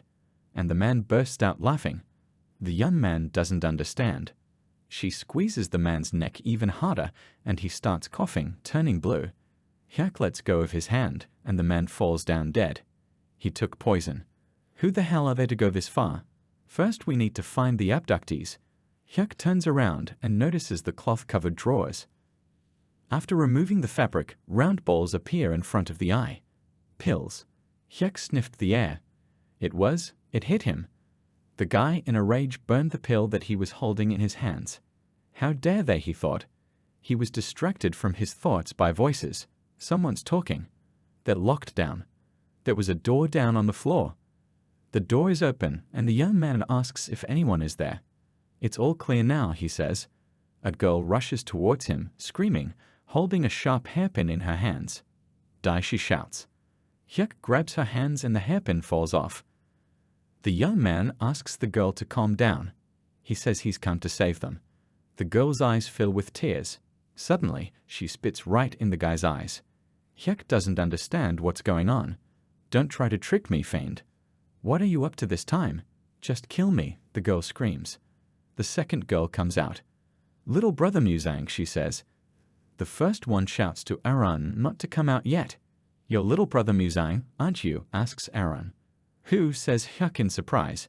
You came to save me, and Aaron runs to Hyuk with a hug. I believe you would come, she says. Hyuk tries to push the girl away. Sorry. Who are you? He asks. At the same time, number 5's group lost their way. This is the third time we've seen this stone, says senior dragon warrior Papak. Her mistress doesn't understand how they ended up here again. She is sure that the group was following in the footsteps of number 100. Papak tells the lady to stop. Just admit that she lied to get a favor. Stop, because she's always on her side. The girl screams. She brought them all here. It was she who found the tracks of number 100. But who can be sure that these are his tracks? The head of the beggars says that the girl leads them correctly. Really, the girl asks. Warrior Papak says they are stuck in this place. The head replies, of course. The further it goes, the angrier it gets. He says that someone has placed a distortion array here. The group exclaims in surprise. That must be why we couldn't track them. The girl glares at the maid. I told you I was right. Papaka asks what they should do. You need to ask for the help of the experts of the Jekyll clan. The man replies that they can't. This case should be handled by a gang of beggars. You don't always need a technique to destroy an array. There is an old expression in the West. The man activates his Kai. Knock and the door will open. If there's an obstacle in front of you, break it down. So says the wisdom. Is he trying to break the barrier with brute force? The women are shocked. I've never heard of such a method. Such a strong internal energy. This is the power of the greatest beggar game master, one of the 10 Murim experts. Such a force could very well break the barrier. The leader of the beggars notices that there are cracks in the barrier. Cracks in the barrier. He hasn't hit yet. Is it the pressure from the energy? The girl says. It's not me, the leader replies. Looks like the guy's already taken care of everything. The barrier collapses before our eyes. The entire group is blinded by a bright flash. The senior patrolman thinks it's number 100. At the same time, Hyuk carries Aaron on his back. I'm sorry, are you that snotty geisha student who studied art? He asks the girl. The girl answers in the affirmative. It feels like yesterday you were waiting outside the academy and bringing rice cakes. Time flies fast. There were mooncakes, the girl giggles. You have finally become a famous singing geisha. I'm a musician, brother, I don't sing. The girls walking behind are shocked. He really came to save us, they know each other. Hyuk stops walking. He's terrified. Aaron asks who are these people standing in front of them. Ahead of them is a group led by number 5. The girl is flushed with anger. With a malicious smile and a sweet voice, she tells Hyuk that they have met again, dear Master Hyuk. The young man quickly drops his hands and Aaron falls to the ground. Don't get me wrong, he says, I was only carrying her because she sprained her ankle. The girl continues to step on the guy. Come on, I didn't say anything. There's nothing going on between us, is there? Hyuk asks why they're here. Didn't they go to the Murim Alliance? God, the girl replies in a sweet voice, why shouldn't I be here? What is the reason? The head of the beggars decides to insert a word. We've been chasing the same group for a long time. Gomwe was just helping us track them down. Other than these girls, was there anyone suspicious inside? Hyuk says if they're talking about those bastards, they're already dead. The head is shocked. Hyuk killed them all by himself. The guy replies that he left one alive for questioning, but he killed himself with poison. The man asks if there was anything else strange. Hyuk looks at the girls standing behind him. He put up a key barrier. There was a mountain of aphrodisiac boxes. The group is shocked. Girls notice that they have stopped hearing people. The leader gives the order. General Jen, take 10 of them with you. Find out what poison the suicide bomber used and remove all the aphrodisiac. The subordinate accepts the order. Hyuk interrupts the men. It's gone. I burned everything. They ask him why he did it. I took one pill, just in case. The head happily raises his thumbs up. Laughs. I knew I could count on you. Give it to me, and I'll use it to track them. Whatever you want, the young man replies, but I have conditions. He wants to open a beggar gang department here in Yangzhou. After the visit of the manager of the Boundless Mansion, I realized something. From the looks of it, the Murin Alliance has left Yangzhou, maybe all of Gansu. I have great power in my hands, but the might of the Iron Blood Battalion, the Blood Curse Gang, is eager to take over Yangzhou. If the Iron Blood Battalion intervenes, it won't be easy for me to handle it alone. Especially now that they're strong enough to hire the Ghost Troika of Annam, there's no reliable defense other than a gang of beggars. What? Did I laugh correctly? You want for me to set up a beggar gang department here in Yangzhou County? Everything is right. If you swear right now, this aphrodisiac will be yours. Hyuk replies I may be the head of this gang, but my power is limited to the Iron Blood Battalion and the Limitless Mansion. We signed a non-aggression agreement in Yangzhou County. If we settle down here, it will look like we want to pick a fight with the Iron Blood Battalion. Is the great beggar gang wary of the Iron Blood Battalion? What did you say? You just dared to provoke a gang of beggars. The head of the beggars starts activating his Kai. This is bad, thinks number 5, and Grandpa is very angry. The pressure is much stronger than you thought before, number 100. Let me tell you, the young man continues, the food in Yangzhou County is very good. The girl wonders what he is talking about. Many merchants pass through our district, and we have mastered various ingredients and cooking techniques. I'm sure the students of the beggar gang will be happy. Stop it, psycho, the others mentally shout. The beggar leader laughed. I've never met such a smart guy. He agrees. No beggar would turn down a place with good food. Number 5 doesn't understand what's going on. The chapter continues. But to be fair, you'll have to pay off those 2 debts I owe you. No problem. Hyuk agrees. I already wrote them off when you promised to find Brother Jung. Crafty asshole. You should definitely have the last word. You flatter me, says Hyuk.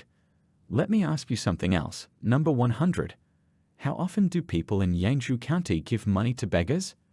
Hyuk innocently replies that everyone here is extremely kind. A lie, thinks the assistant chief. Great. I'm looking forward to eating in Yangzhou County. Gomwa, since you've managed to help us, I'll write you a letter of recommendation for the Western region. The girl stops the man. But he walks away. What was he talking about? Hyuk asks. Letter of recommendation for the Western region. The girl starts making excuses, but when he looks at the girls behind the guy, he's furious again. Who are you to ask, asshole? Why do I feel like I did something wrong? Go ahead, Papa. Gomwa gets on his horse and rides away. Hyuk clenches his fist. She's really going to transfer to the Western region. We're done investigating, the beggar reports. 23 corpses were found, all of them beaten with one blow. There were also traces of fire after burning the aphrodisiac. There doesn't seem to be anything left. 23, you say, asks the head. Head, you really want to set up a department in Yangzhou County? I'm what? Do I look like someone who would lie to the younger ones? Not at all, that's not what I meant. Simply, this is too much of a favor for just one aphrodisiac. The chief grins. You think so? First, 300 beggars spent 2 days searching for the enemy, and this guy took half a day. So the Gomoy's story of the myriad versts bloodhound was true. Moreover, he easily took out the 23 martial artists that were guarding the aphrodisiac mountain. Simply put, he's stronger than I thought. It was rumored that he had stumbled upon something interesting, but most importantly, he didn't flinch away from my murderous pressure. He just kept talking. His subordinate understood that the head did not make any concessions. I didn't intend to kill him, but I was extremely angry. Anyone else would wet their pants in such a situation. But this guy kept talking about Yangzhou County's food. You think I was too nice? No, on the contrary, for the service we received a talented reinforcement, the number 100, small house of incense. Hyuk's best friend laughs as he hugs him. As expected, Kirk-Muzan. I can count on you. If you believed in me so much, why did you wait here instead of coming home? Stop. What about the kidnappers? A friend asks. I sent them back to where they came from. Home. You should have stopped them. They must know the full force of the law. Should I bring them? Hyuk asks. His friend denies it. Suddenly, Hyuk felt a twinge. He started to fall. The other man looked worried. Is this the power of one of Murom's 10 strongest experts? Who knew there would be consequences? I just experienced a little bit of its killing pressure. I'm fine, just dizzy, Hyuk said, which means normal, asshole. You hurt yourself? I didn't hit my head anywhere. You've been beaten, my friend asks. I'm right, you're reeling after getting beaten up. That's why I said, you can't be so careless even if you happen to study martial arts. Hyuk seethes with rage, but his friend keeps talking. You must have gotten your ass kicked for rushing out there so confident, and they were the experts. Tell me honestly. They called you and the others to leave just because Aaron begged them, right? People, Master Hyuk is back after the Visb. Hyuk's kick stopped the youth's chatter. A jerk doesn't know when to shut up, Hyuk said, leaving his friend behind to lie on the ground. That was 7 years ago, says the leader of the beggars. The new gatekeeper of the alliance had a very capable body. I advised him to join the Order of Demon Extermination. After thinking about it, he replied, it may sound presumptuous, but I would like to ask you something. Please don't use my students. If I suddenly die, or you need more masters, we are a small academy with only a couple of students. If any of us are assigned somewhere else, it will be very difficult for my teacher because he will be left alone. The head lets out a tear. What do you think? You can feel his loyalty to the teacher. He moved me so much that I agreed and promised him 3 more favors if he completed the assignment. On the other hand, my only and closest student has no problem stealing and drinking his teacher's precious drink. The head stands on its disciple, while the disciple stands on his head. Weight in 1,000 kilos. I just took care of your health, the student replies. Teacher, wasn't it expected that a member of the lower-level demon extermination order would die? Then your promise was just a divorce, wasn't it? 5 times more weight is given by his teacher. Anyway, he's still alive, and I'm listening to his requests, right? This is all a sharp look from an expert. I saw a promising guy. The student thinks how unwise this is. And don't think it's unreasonable, or I'll kill you.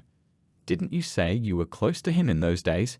You can be the leader of our department in Yangzhou County, and you'll have to convince not only number 100, but the rest of the academy members as well.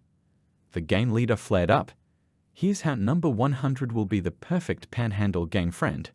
The student behind him claps his hands. You sound like you're planning something bad. Shut your mouth, says the head. The student obediently performs. Beggar's village. The student shouts, look at this homeless bastard. You can't do it right. You could have hurt yourself. What the other assholes are doing. Quickly help him. 3 guides approach the student. They ask cautiously who they are to build something like this here. He scares them. Is this the uniform of the Dragon and Tiger Martial Arts Academy? Yeah, you must be Kirk-Muzang's students. Here's some luck. This is a chance to get closer. Nice to meet you. I'm Gamurik from the beggar gang. The boys flinch. Ah, could he be the infamous Master Jamurik? The guy continues, your older brother asked us to set up a base here. I think he forgot to tell you that. The boys stutter and bow. We're terribly sorry. We didn't recognize such a great man who could tear a bear apart with his bare hands. Gamurik asks them not to behave like this. We are all part of the traditional faction of the same province. Don't make a fuss. Why are they shaking so much? After all, I'm just another poor beggar, aren't I? Licking his lips, the guy says eerily. The boys start in horror. What are you guys doing here? Hyuk asks as he approaches. I went to patrol the area for a while and wondered where everyone had gone. Senior disciple, they exclaim. They whisper to Hyuk, brother, please watch your words. This is the famous Gamurik of the beggar gang. In the background, a young man waves his hand. I heard he caught a bear with his bare hands and devoured it right in front of its cubs. What the? Says Hyuk. Gamurik jerk, are you bullying my students? The students are screaming, their souls are coming out of their mouths. What do you want to say? I was just greeting them.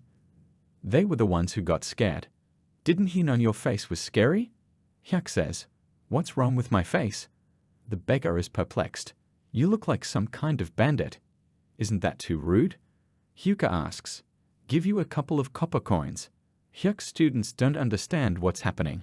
What are you looking at? He asks them, you need to get back soon. Morning training is almost over. I'll be right there. The students hurriedly leave. The beggar was upset that he had not yet managed to get close to them. Come again, brothers. It will be great if you bring some food next time. Students talk to each other. Second brother, sorry, but didn't big brother, and that person seemed pretty close. And that's what I thought, says the other. I don't even know what's going on. But isn't that a relief, says a third, because with a gang of beggars in the yard, we don't have to worry about the great power anymore. Now I can sleep in peace. Hyuk looks at the happy guys. Didn't you hear what he said? Gamurik said to come again. Let's come every day. Satisfied? A beggar approaches Hyuk. Now it's easier for your students, just like you wanted it to be. Jamurik is pronounced by Hyuk.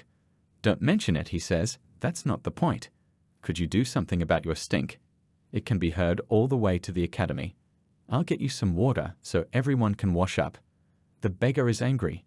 You're the one who asked me to set up a base near your academy, and beggars have their virtues. Have you ever seen a homeless person without a smell? A beggar should love and embrace his own flavor, said the beaming boy. Covering his nose against the overpowering smell, Hyuk thinks that even their virtues are poor. Don't make it sound like you're thinking. Anyway, that missing student you asked about, there is a problem. Hyuk clarifies. Don't tell me something happened to him, okay? We don't know that, but it was as if he had vanished. We are sure that he once worked as a temporary gatekeeper in Yana County. But one day he suddenly disappeared. Even the employers don't know where he is. 3 people who shared a room with him were injured while working. It's not pleasant to go around asking about such things.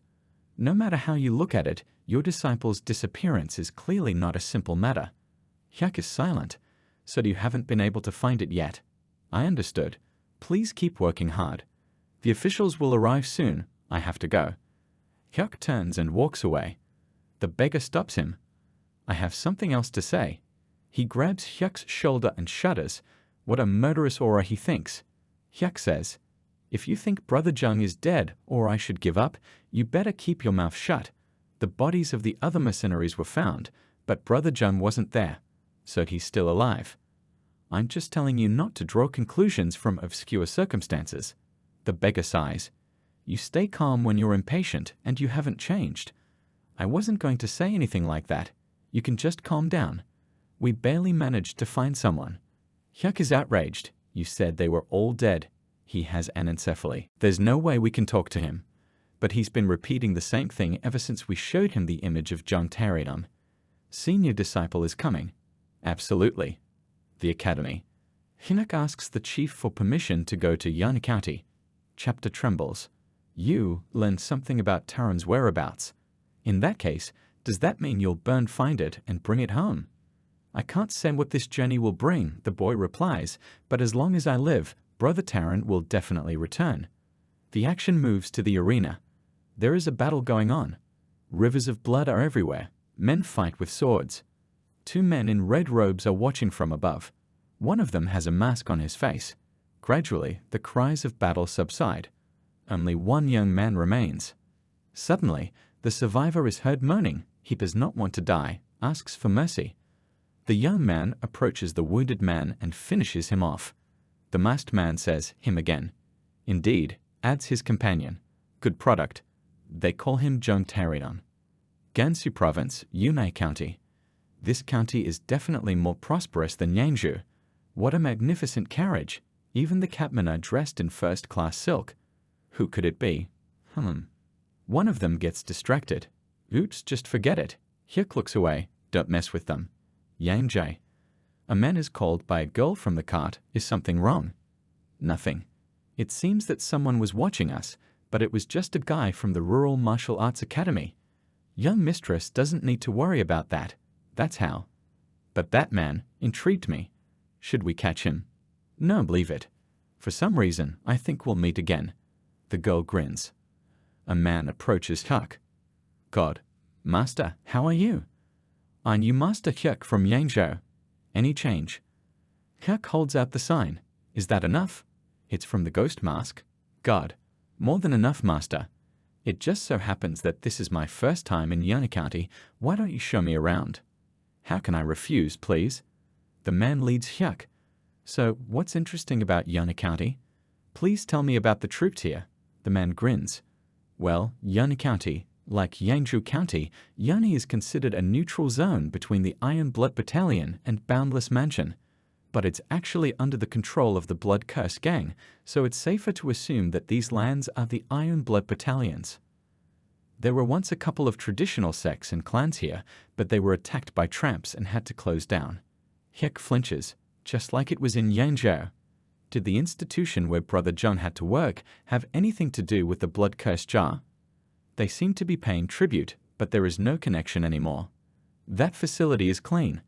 Let's go to the person who says he knew your student. Just follow me. The man leads Hyuk and laughs. Stupid bastard, do you have eyes for beauty? How dare you go any further after bumping into me? A man kicks a child. The boy is crying. Painfully. He's a bad person. Painfully.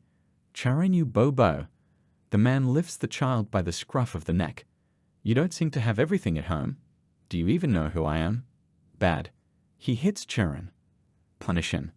Punish the villain crying boy. The man continues to beat the child with screams. This frake still didn't understand anything. Passers-by sympathize with him.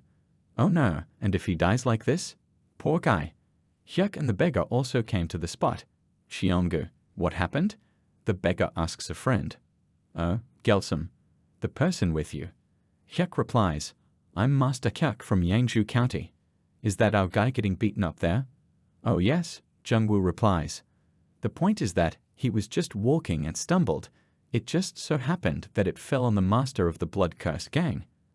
Hyuk understood. I'll handle it, you can go now. And disappears, being already near the master of the gang. Hyuk managed to stop another blow. How dare you mess with someone from the Blood Curse Gang? Incredible grip. I can't get my fist out. Hyuk replies, someone just accidentally bumped into you. Do I need to involve the Blood Curse Gang? Lowering his hand, Hyuk says, all's well that ends well, right? Hyuk pats the master on the shoulder. You arrogant bastard. With a cry, the hand reaches for the sword. Hyuk stops his hand. It looks like you're too angry to make the right decision. I think it's best to say it directly. Just draw your sword and you're dead. I don't want to create any more problems, so get lost. A man in fear. He's a master. I can't fight him. The crowd of onlookers whispers, let go. A man screams, this time I'll let it down, but don't come in front of me again. I appreciate your kindness, Hyuk replies. Charin is scared. A bad person is scary. A boy is crying. The scary man is gone. Now you don't have to be afraid, says Hyuk. Gone? Who won you? My name is Hyuk Mizan. I'm from the Dra, Kon and Tiger Martial Arts Academy in Yangzhou County. I heard my friend Terran was here. It's true? SS senior student. The guy screamed in fright. Senior student of the Dragon and Tiger Battle Academy. Right. Taran's older brother is scary. He's punishing. It hits hard. Taran's dad is scary too. Churin will also be punished. The guy shouts and doesn't let Kyuk say anything. I need to apologize. It's scary when an older brother punishes. Dudley, wait. Theron will also be punished. Sorry. Otherwise, I will be punished. Sorry. John Tarion, what kind of rumors did you start about me? Remembering the guy, his teacher is angry sorry. Frake, how dare you eat all the dumplings if you don't have any money? It hurts. Dumplings are delicious for morons like you. You need to teach Mkairon. Raising his hand to strike, the shop owner wants to beat Charon. Wait, stop it. I'll pay for it. Haha, don't eat so fast, Charon. You'll get indigestion. Indigestion? The boy asks. Exactly, what will you do if your stomach starts hurting? Hem? What is it? Is there something on my face? Is Taran in pain? Oh, is that what you mean? It's nothing, so don't worry. Ha, seriously? Well, maybe I can tell you, Charon. But don't tell anyone else. The truth is, the guy starts the story. An underground arena? Hyuk asks. Taran fights and makes money. He carries boxes and makes money. With this money, he buys Chiron dumplings. Chiron and Taran, we are both dragons. I don't have to tell anyone about this. Ren means dragon. An older student can, says Hyuk. But how did you know I was that senior disciple? The Dragon and Tiger Academy has a blue and white uniform. The senior student is 182 centimeters tall. Taran gave him a red hair tie. He looks like a fool, but he has a great memory. He can probably remember what he's only heard once. Hyuk thinks, my older brother is still alive. He'll definitely be back. Do you know when and where the underground arena was organized? Always when the moon is full and the moon is new. If you go to the mountains, someone will guide you. Hyuk is confused. Full moon? It's today. A man entered the dumpling shop. The host greeted him. Them, how can I po? The host didn't have time to say it before the impact threw him. Don't stand in my way, parasite. A gang entered the dumpling shop. Was that you? Are you the one who looks down on the blood-cursed gangs? Fool, why are you still hanging around? Charon shouts, bad man. This is a bad person, you fucking bastard. You fucking son of a bitch. The gang seethes with rage. I didn't expect that idiot to come looking for me again. I thought he would be too ashamed of being defeated by a student of a simple martial arts academy, and he would sit quietly. Hyuk thought, where did your confidence go? He's a lot more cowardly than I thought. This is the blood-cursed gang's territory, and it's not going to be easy to get mixed up with them. But there are too many lods looking at us to deal with them quietly. Plokoi man. This is a bad person, a boy shouts. The man. Bad a blooduk. A blooduk. You fucking son of a bitch. Stupid son of a bitch. Charon continues. Charon, this is wrong. Hyuk shouts at the guy. A shout stops the gang. Was Churn bad? Will I have any problems? You can't point fingers and swear at someone like that. Hake continues. Isn't he a bad bastard? The boy asks. That asshole again. No, he's a bad bastard, says number 100. What the gang thinks. But if you say that to the bad bastard's face, he'll feel bad. Do you like it when someone calls you a fool? It's the same here, says Hyuk. Charon doesn't feel bad. Charon is a fool, the boy replies. Then you can do it. Hyuk lets the boy know. And he continues to call names, infuriating the gang. You fucking bastards. A small parasite. I'll skin you alive. The gang is fuming. I can't inflate the problem any further, but I guess there's no other way, thinks number 100. Loud laughter comes from above. I'm sorry. I didn't want to eavesdrop, says the girl. Her face is covered with a transparent cloth. You're quite funny, young master, she says, looking at Hyuk. Stay out of our business, bitch, one of the gang shouts.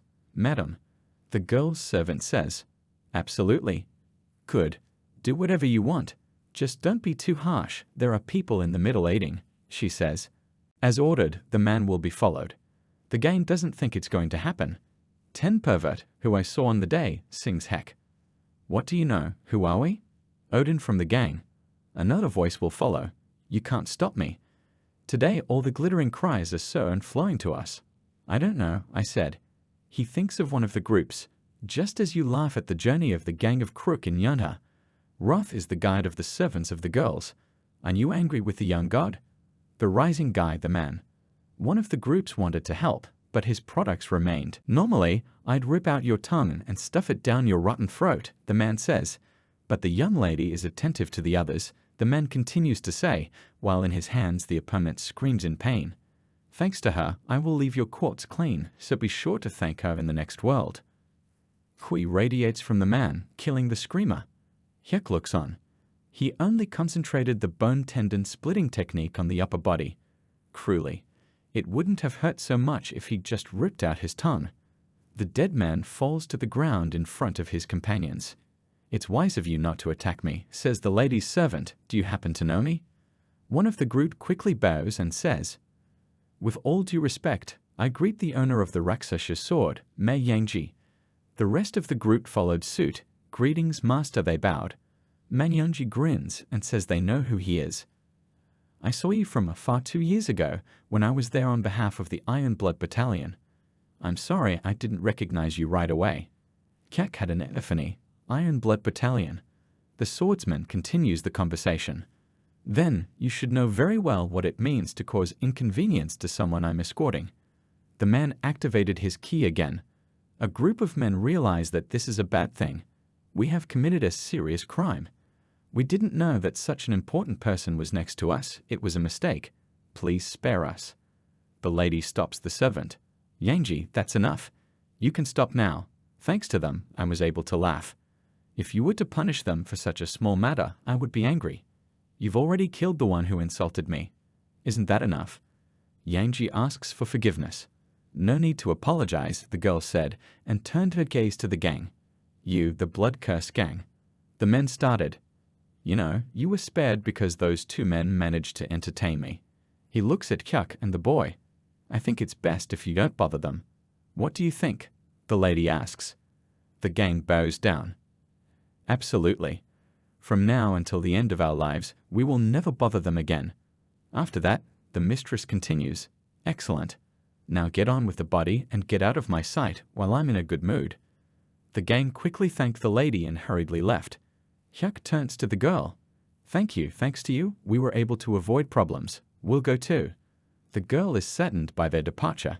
She hoped they could have tea together. Uses the 1,000 charming eyes technique. Hyuk smiles, apologizes, and says that he already has important things to do for the evening. The girl is shocked that the guy did not succumb to her technique. The servant approaches and threatens to say where he is going, because the mistress wants to drink tea with him. Kyak replies that he turned her down. The man is furious. The Murim Alliance. The 10th young master, Ta Hyungwon, is engaged in drawing. Suddenly, Seal Devu enters the room, greeting the young master. He responds by saying that he's just a slacker who doesn't even have any responsibilities in the alliance. Such politeness doesn't suit him. But you're still the head's grandson, the man says. My grandfather is the head of the alliance, not me. Commander Sol, you are so good at making me uncomfortable. The commander of the alliance's secondary bodyguards, Murim Sol Devu, apologizes. Please understand that it is difficult for me to comply with your request and omit all the formalities, he says. The young man exhales. It's easier to talk to a statue than to ask you, Commander Sol. Let's move on to why you personally came here. The men reports that Senior Patrolman Muron has arrived at the Alliance. The young man asked me to tell him all the news about her. The young man jumps up happily and asks where she is. She's in the patrol lounge. The young man disappeared, only leaving behind a leaf on which a girl is depicted. Patrolman's quarters. The girl reads the letter. Result of the transfer request. Denied. She asks the secretary what this means. He replies that she was refused a transfer. Number 5 is furious and tells him that she can't read. She asks because it doesn't make sense. She returned after investigating questionable circumstances in the Western region. Moreover, the girl brought a letter from Boundless Mansion and even a recommendation from a gang of beggars. It frees up a place in the Northern region for which there is a constant fierce struggle. Gomwa wants to go to the Western region, which everyone avoids. And yet she was rejected. The secretary answers in fear. Elder Onebija said that it's not time to change employees. Do you think I'm completely stupid? The girl seethes with anger. The Murim Alliance never had much time for this. The secretary apologizes. The girl starts to leave. Forget it. There is no point in asking you if someone else is responsible for this. Come on, Dad, she says. The woman asks if she's giving up. Number 5 is going to personally find Grandpa Van Bishi. Who is he dodging? I'll go myself. You can rest, Papak. The secretary is terrified. This is bad business. The elder told me to take full care of this. What could I do, he says, crying. Mrs. Hua. A young gentleman arrives. Little brother Woon. The girl runs towards me. The young man was bored. A girl runs past, saying that she is busy.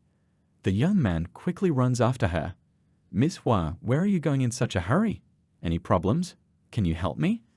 The girl asks if it was his grandfather who sent him to detain her. The young man denies it.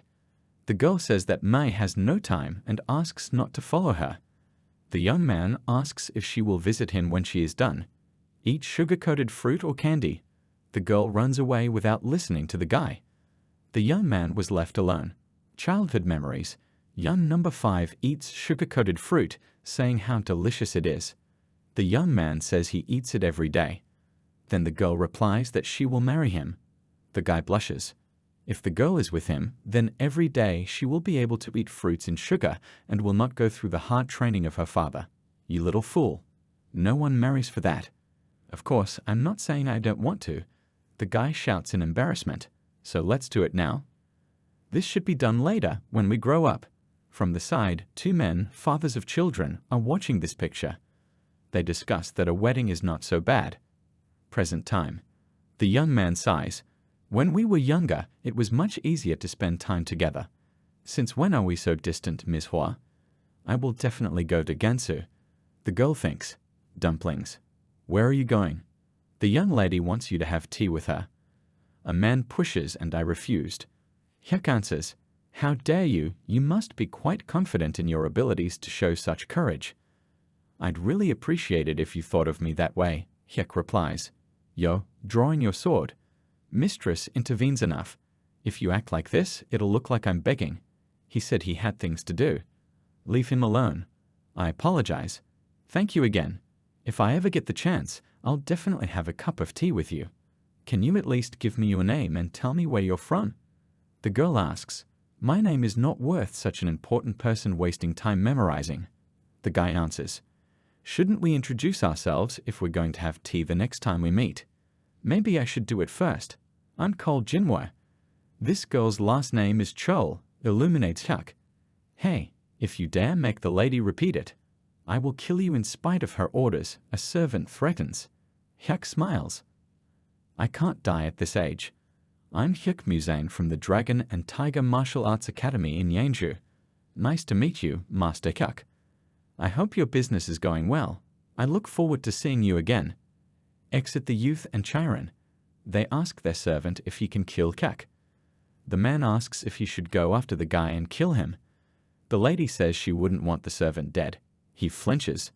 The lady was born with the legendary white eyes of distortion that can see through everything. If she says that, then he's much stronger than me.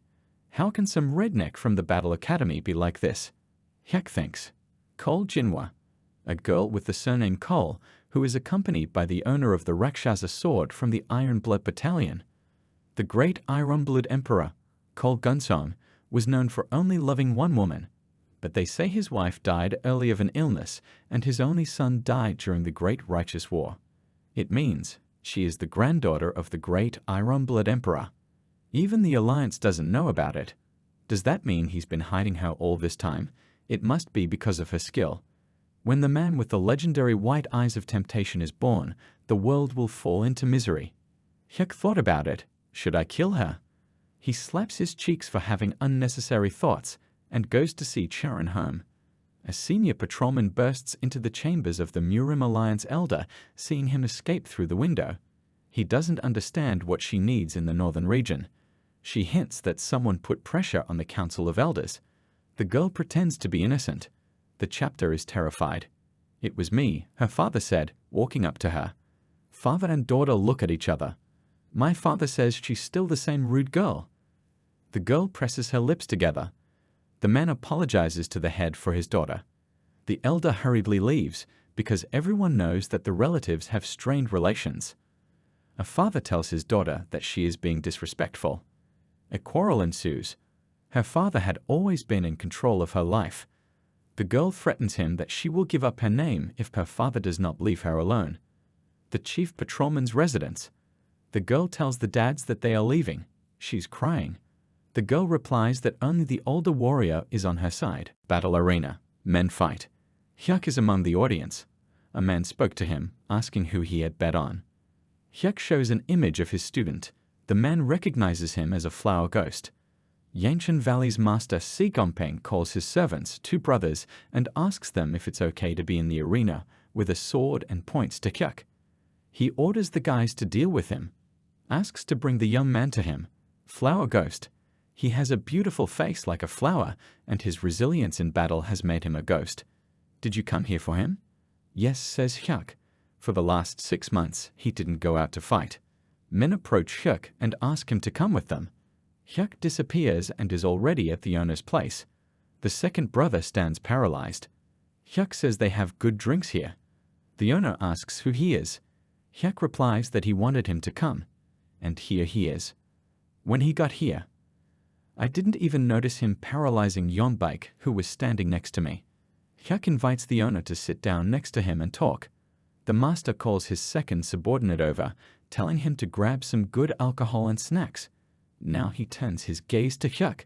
He wonders why he was asking everyone questions in the arena. Hyuk hands over the drawing with his name on it. The landlord flinches. He recognized the guy.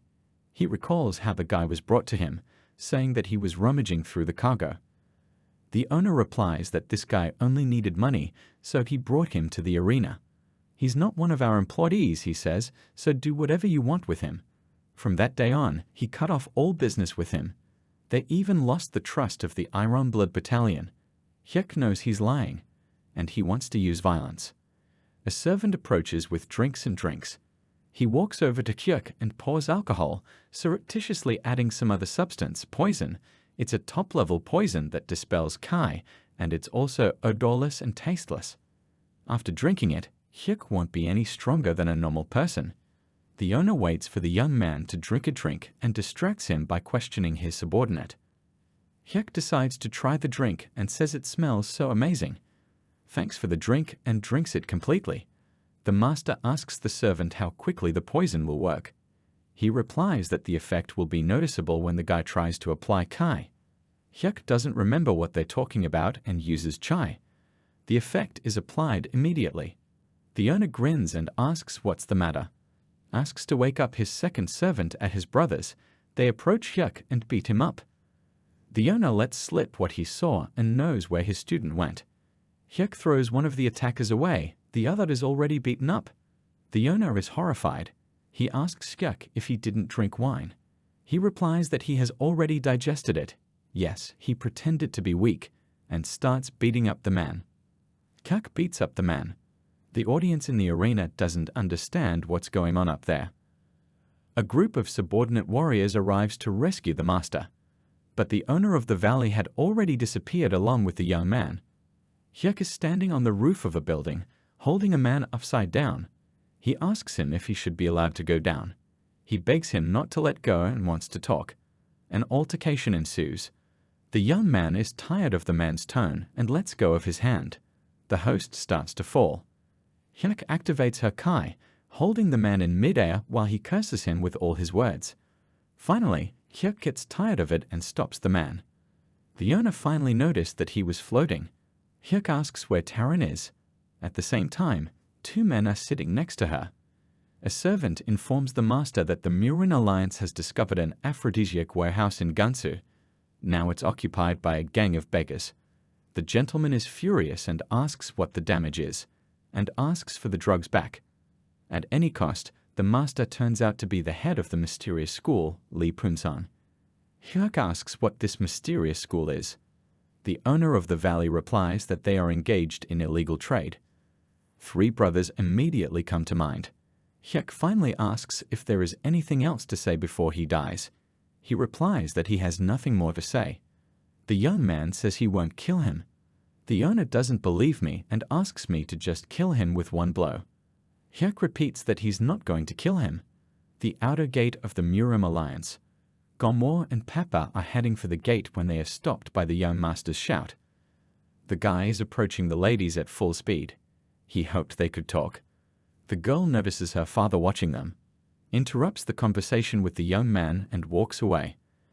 The girl's father asks a subordinate to follow her and find out what Gomor has been doing for the past 6 months. He wants to know why she is so insistent on the West. He's sure there's a reason. The Blood Curse Gang. The estate. There are beaten people lying around. The head of the Great Curse Gang, Yu Gilson, says that he served the Great Emperor faithfully in many battles, while the princess still has milk on her lips. Even the Emperor's favorite child can't treat him like this. The Great Emperor won't sit idly by when he finds out. The lady agrees with this. If the Great Emperor found out about the deal that he and the 3 elders had made with the mysterious faction, he would come personally and wring his neck. The gang leader is horrified by what she found out. The girl replies that there is no need to deny it, because there is a mountain of evidence. He throws the scrolls on the floor. The leader asks the girl what she needs from him. She only needs one thing, loyalty. Not the 3 elders, or even the Great Emperor. And her. The girl activates her white distortion eyes. At the same time, Hyuk looks thoughtfully into the distance. Suddenly, the head of the beggars appears and asks what kind of miserable appearance. He says nothing, but says that if you showed up with such a face in front of an ordinary person at night, he would die of a hype attack. The man asks Hyuk if he was able to find any clues about John Taridon's location. A great force was pursuing a drug smuggling organization. They seem to be called the Mysterious Faction. The young man replies, and he asks you to tell the head everything that he knows. The man replies that he will ask his beggars to collect all the information on the people they found. The young man is very grateful to the man. The western hideout of the Murim Alliance. Murim Moon Chanyan, senior patrol officer of the western region of the Alliance, welcomes Muram Gomwe, senior patrol officer of the northern region. Master Moon hails from a large battle academy. He defeated the students of a very famous battle school in a no-weapon contest held by the Murim Alliance. As a result, the school became the target of other envious talents of small schools and clans. After assessing the severity of the situation, the Alliance assigned him to monitor the western region, the most problematic area. She had heard that his character was as strong as bamboo, but she can see that it's hard for him to wander between the Alliance and the great battle academies without proper support. The girl replies that she has heard that Boundless Mansion has asked for help several times. They may not have received the email. The young man replies that he was just following orders. She sees the change in his face, but changes the subject and congratulates him on his promotion. She asks if he has anything to say to her. After some thought, the guy replies that he wouldn't recommend digging too deep for her, and leaves, saying goodbye to the girl. Abandoned house on Chao Yeo Mountain. A beggar goes to the forest to relieve himself. Suddenly, someone approaches from behind. An unknown person is heading towards him with a sword. The battle begins. The beggar replies that he tried to stab him while he was shitting. Even if I win, I can't look cool. He brushes off the dust, looking down at the fallen man. Fireworks explode in the sky. Attack! We are being attacked by screaming beggars. Signal rocket. She was released from an abandoned house. As I expected, he didn't come here alone, the beggar thinks. Then he ran away to help. But he goes back to put on his forgotten pants. A battle is taking place in the beggar's village. The attackers can't find the aphrodisiac anywhere. The chief whistles for his men, and they all disappear. The beggar shouts at the others to start chasing. Suddenly, Jamurik catches up with the attackers. The group is a great force. An unidentified masked man offers the group a tempting offer. Men from the group ask who he is. How dare he come here? The master stops his subordinate with a blow. This is too much. You could have stopped him with words, says the masked stranger. Weren't you the one who planned to destroy the office last time? The man thinks. A masked stranger asks if they have discussed the mysterious school. He asks you to name where this school is located, and he will deal with the head of the mysterious school himself. At the same time, Gamurek asks the attackers why they are running away so quickly. The chief says a command to his people, and they quickly begin to run away, running away from the beggar. He catches up with them and strikes. A fight ensues. Gamurek is too strong for them. The chief thinks that there is no way out, only suicide remains. The young man reveals the plan and holds the man's mouth open so that he can't drink the poison.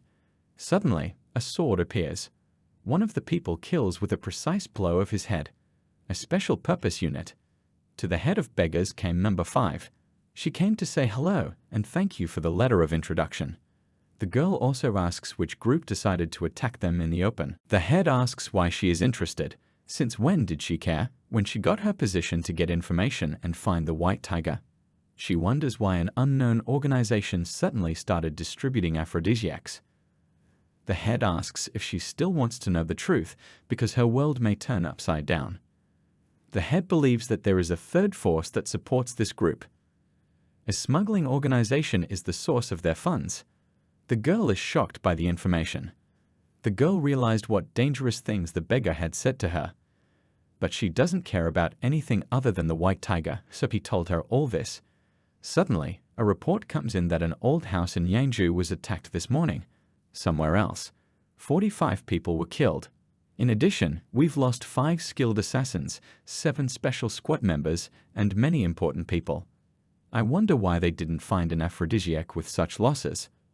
All that was required of them, and in the end, 100 lives were wasted. The masked man uses the polar night technique to find out the group's location. The head replies that he can't tell the location because he doesn't know it himself. In addition, the young man was killed by someone who helped them contact the school. It's starting to rain.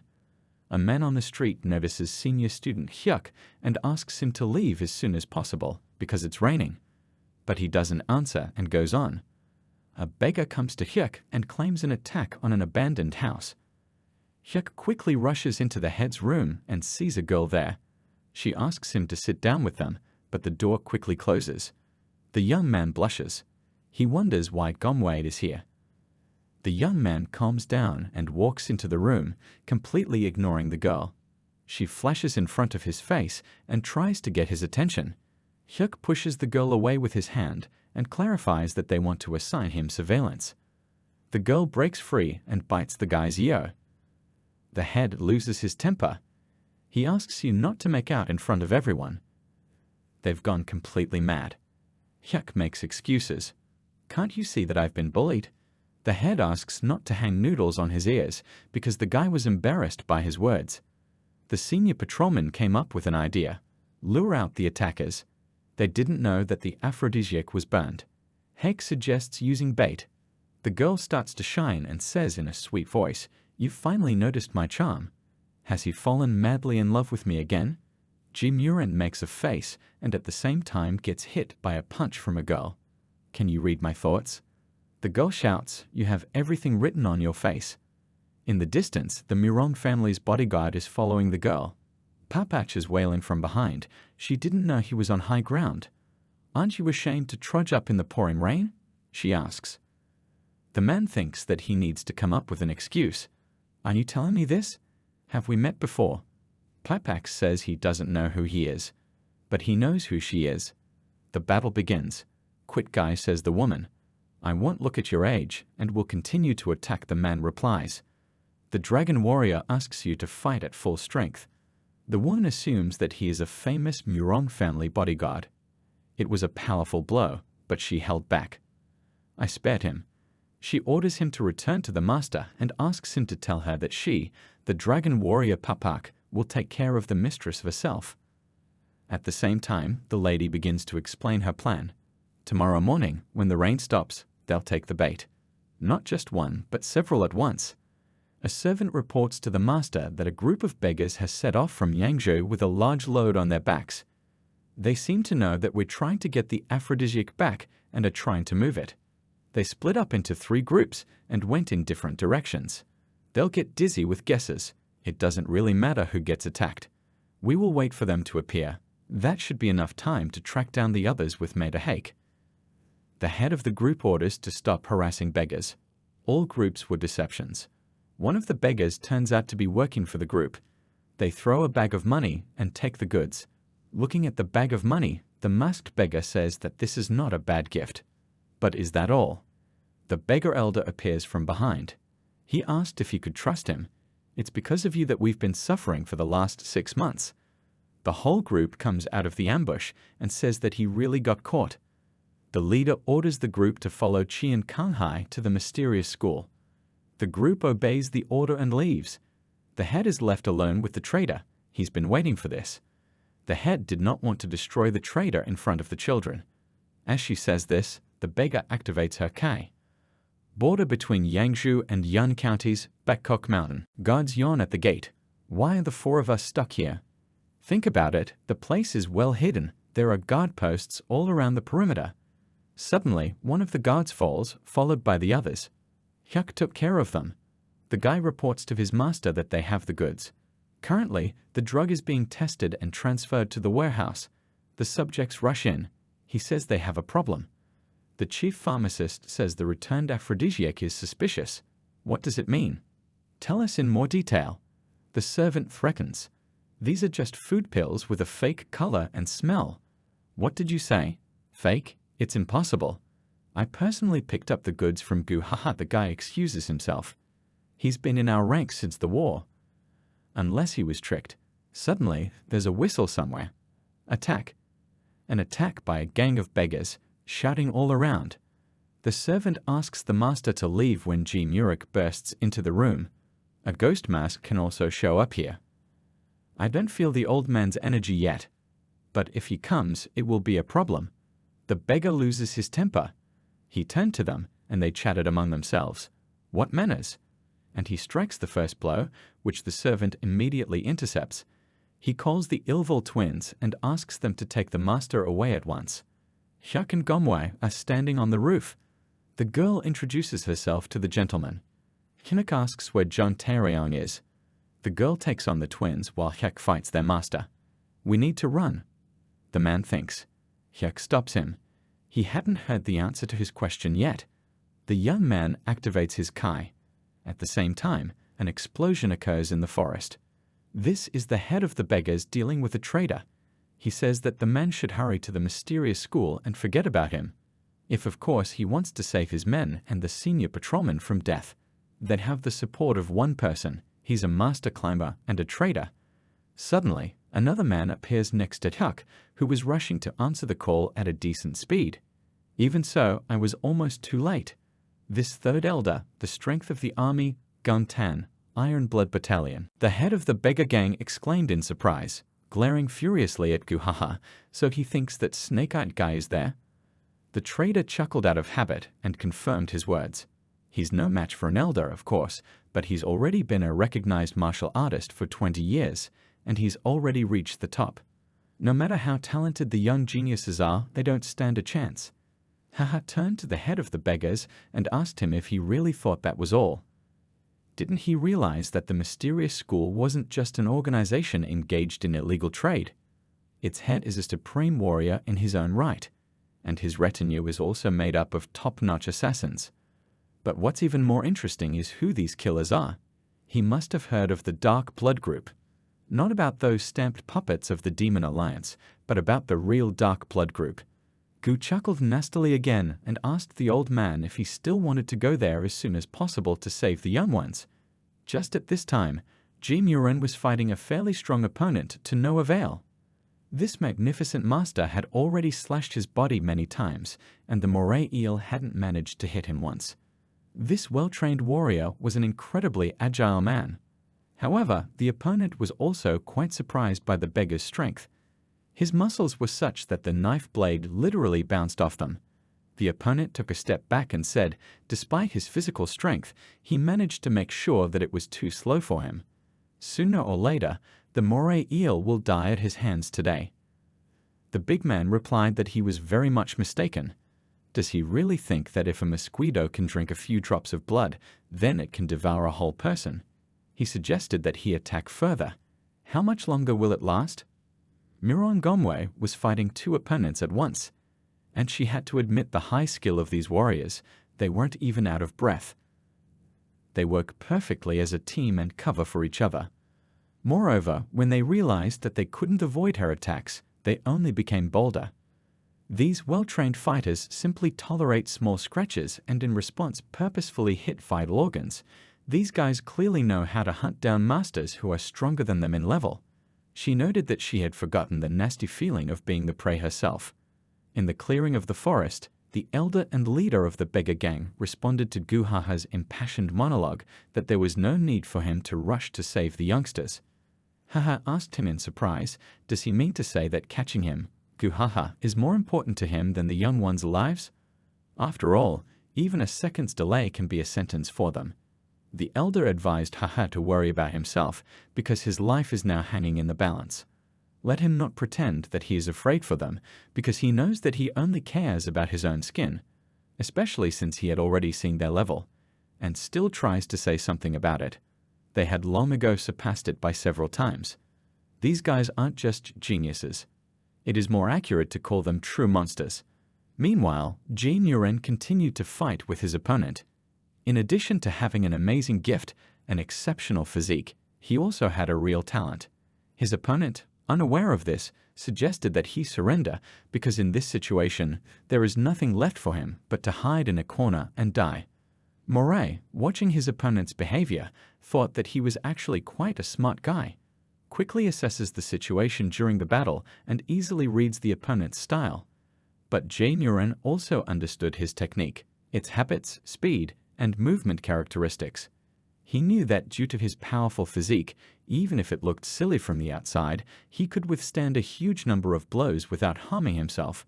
The moray eel finally managed to grab his opponent by the throat, who thought that this big guy had incredible flair and strength given by nature itself. He had incredible animal instincts.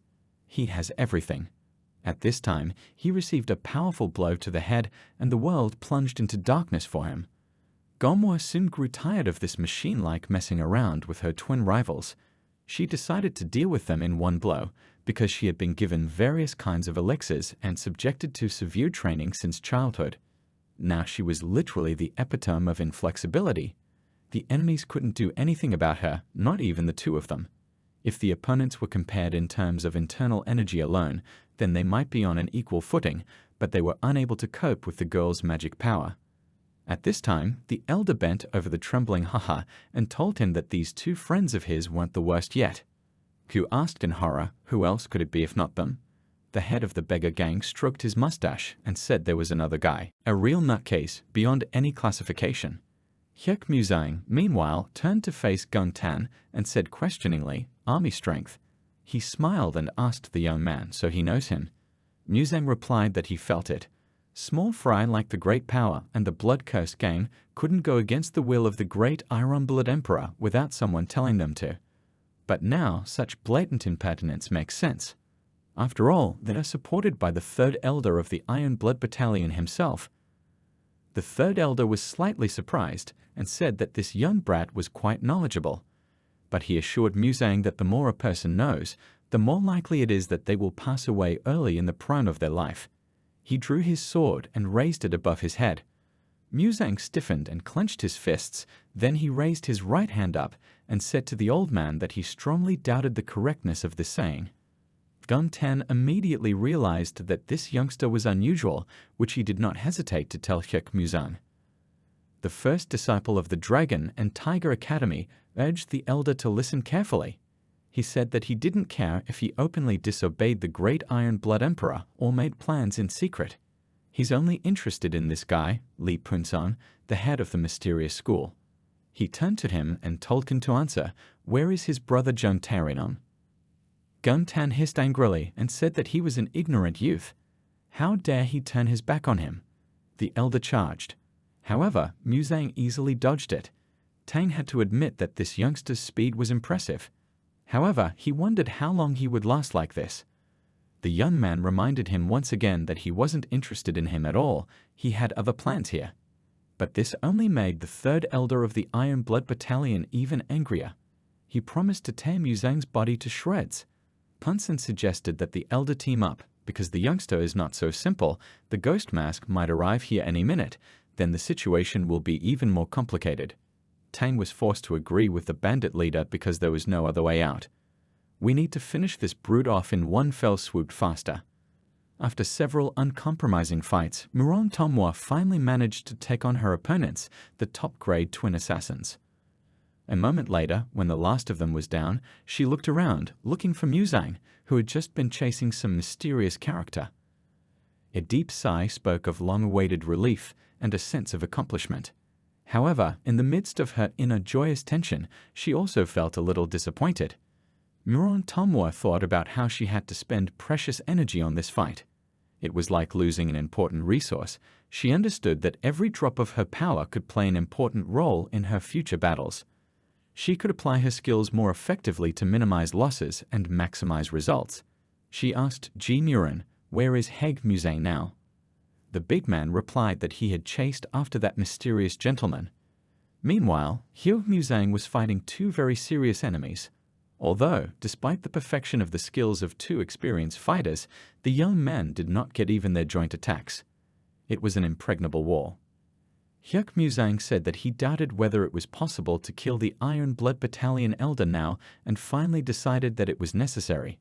He carried out his decision very quickly, leaving the third elder of the Iron Blood Battalion immobilized on the ground. Li Punsong thought about what that meant. Was the youth still holding back? The strength of the army lost to him without a chance.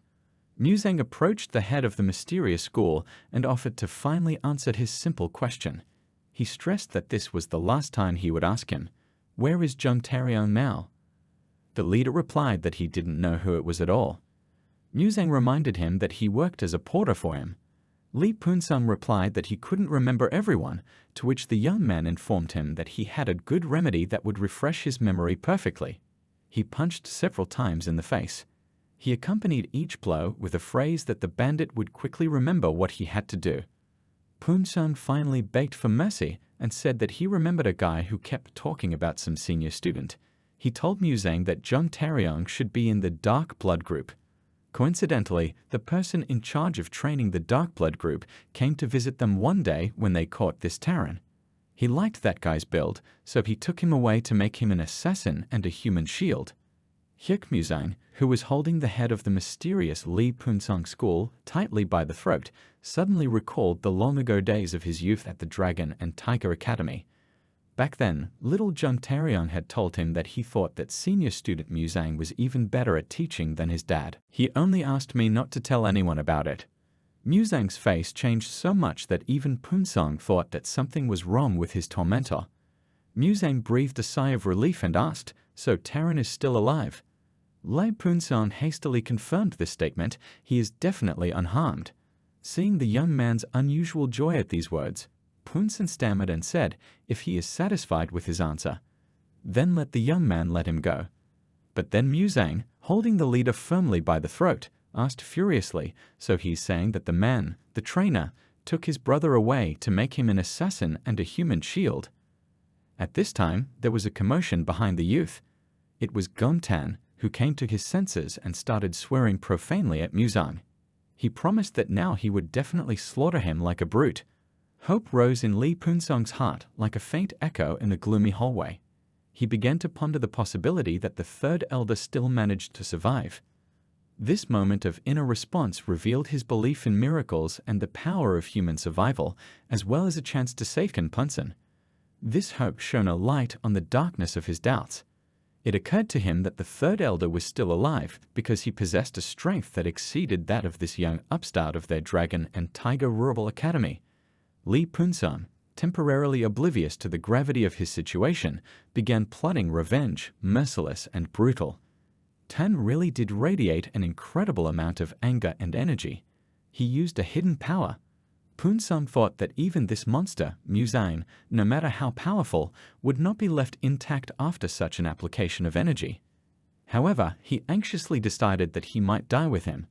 Heg Muzang grimaced in annoyance and told Tan that he seemed to have made it clear that it was acceptable for him to kill him at any time. He threw Li Punsong to the ground and knocked down the elder, stepping on his chest with his foot. Muzang reminded him that he'd had 3 chances and 1 warning, and he wasn't in the best of moods right now. Let him give at least one reason to let him live. Gom Tan kept cursing and threatening him that even after he killed him, he still wouldn't be safe. Don't let him get conceited, he's the elder of the Iron Blood Battalion. Muzang told him that this was not an argument and began to beat the elder. At that moment, a voice rang out from behind him, asking the youth to let him tell her the reason. He looked back and saw a woman named Cole Jinwoo, granddaughter of the great Iron Blood Emperor. She told him that she hadn't expected to meet him so unexpectedly here. She called him young master, but then corrected herself and said that this title was too small for someone who suppressed the third elder of such an organization. The young man replied that he did not expect to see her in a place where the great emperor was not allowed. He asked her, "So the strength of the army is her man? Then that's no reason to let him live. Rather, it's a good reason to kill every single one of them."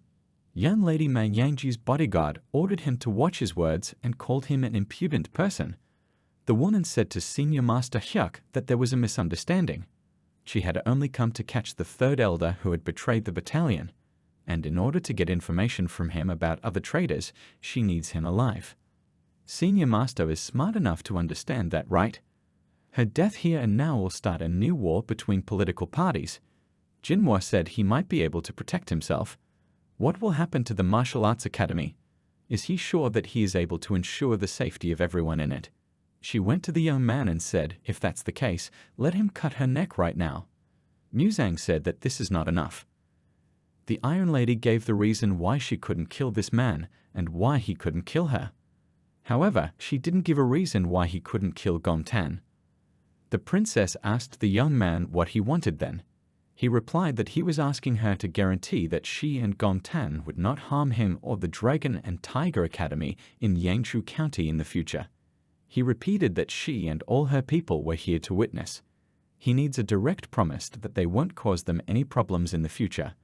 Only then would he be willing to give her this person. The princess swore in front of everyone in the name of the great Iron Blood Emperor that his conditions would be met. She added that today's incident wouldn't bring trouble to Master Hyuk.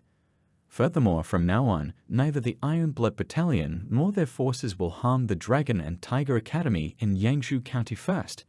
She asked Muzang if he was satisfied with her promise. Then she chuckled and added that if that wasn't enough, did he think the girl might suggest another way to negotiate?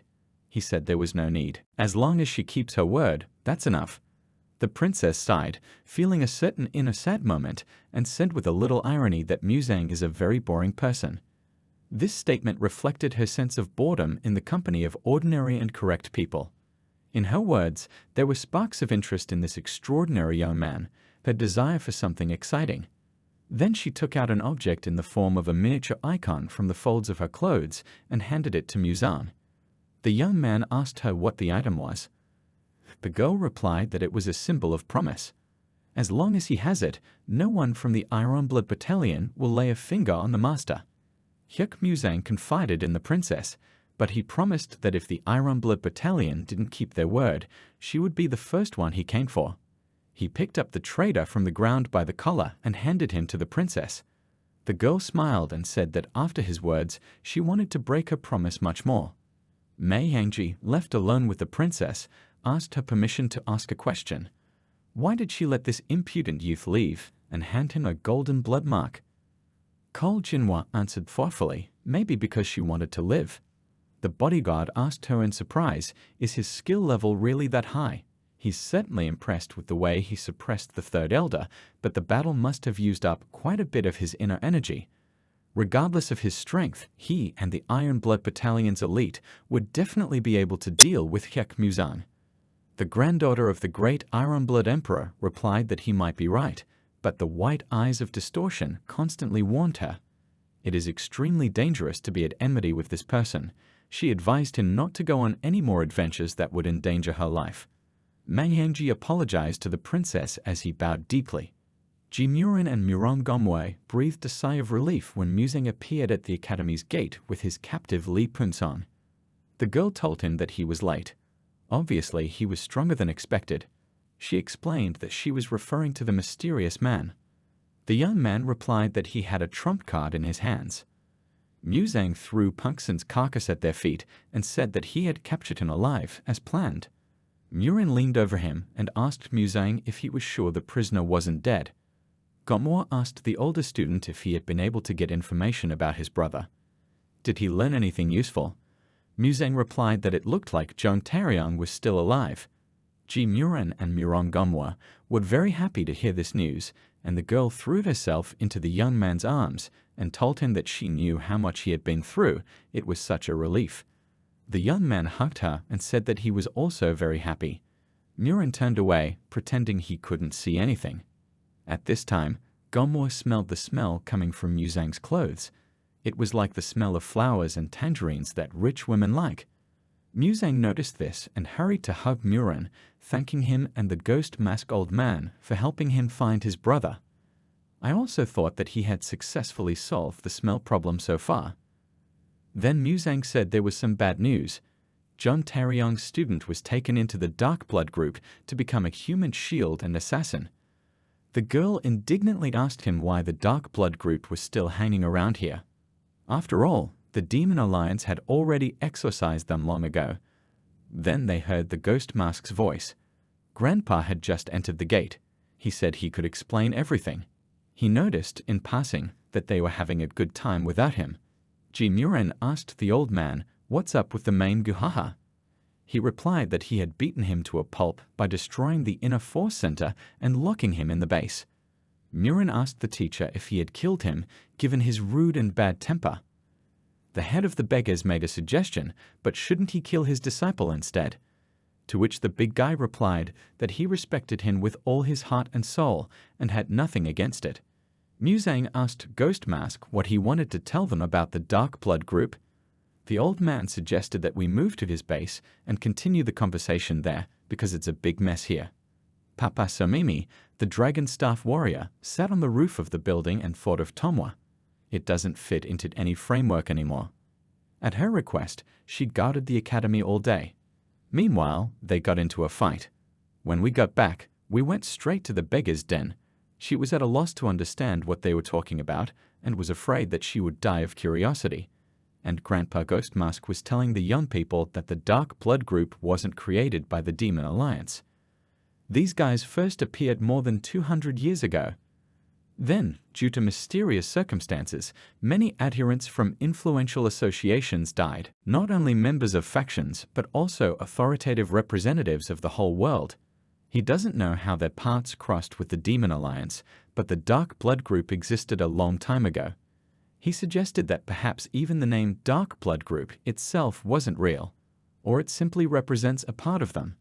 Muzang, feeling a strange and mysterious tingling sensation in his chest, asked Grandpa Ghost Mask how these powerful groups could exist for centuries and still remain out of the public eye.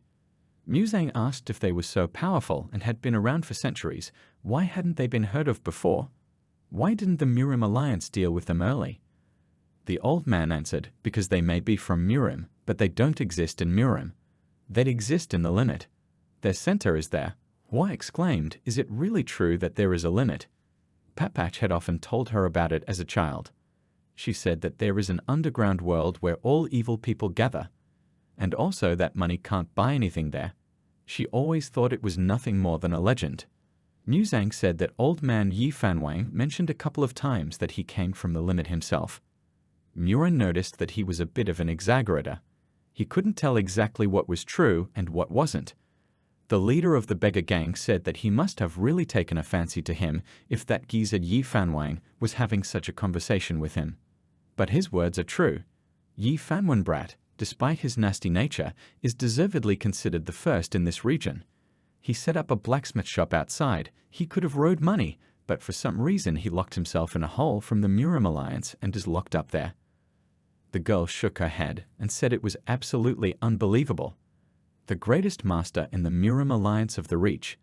Hyuk Muzang asked the old man how to get to the limit. He said it was a very dangerous place. Far more dangerous than he can imagine.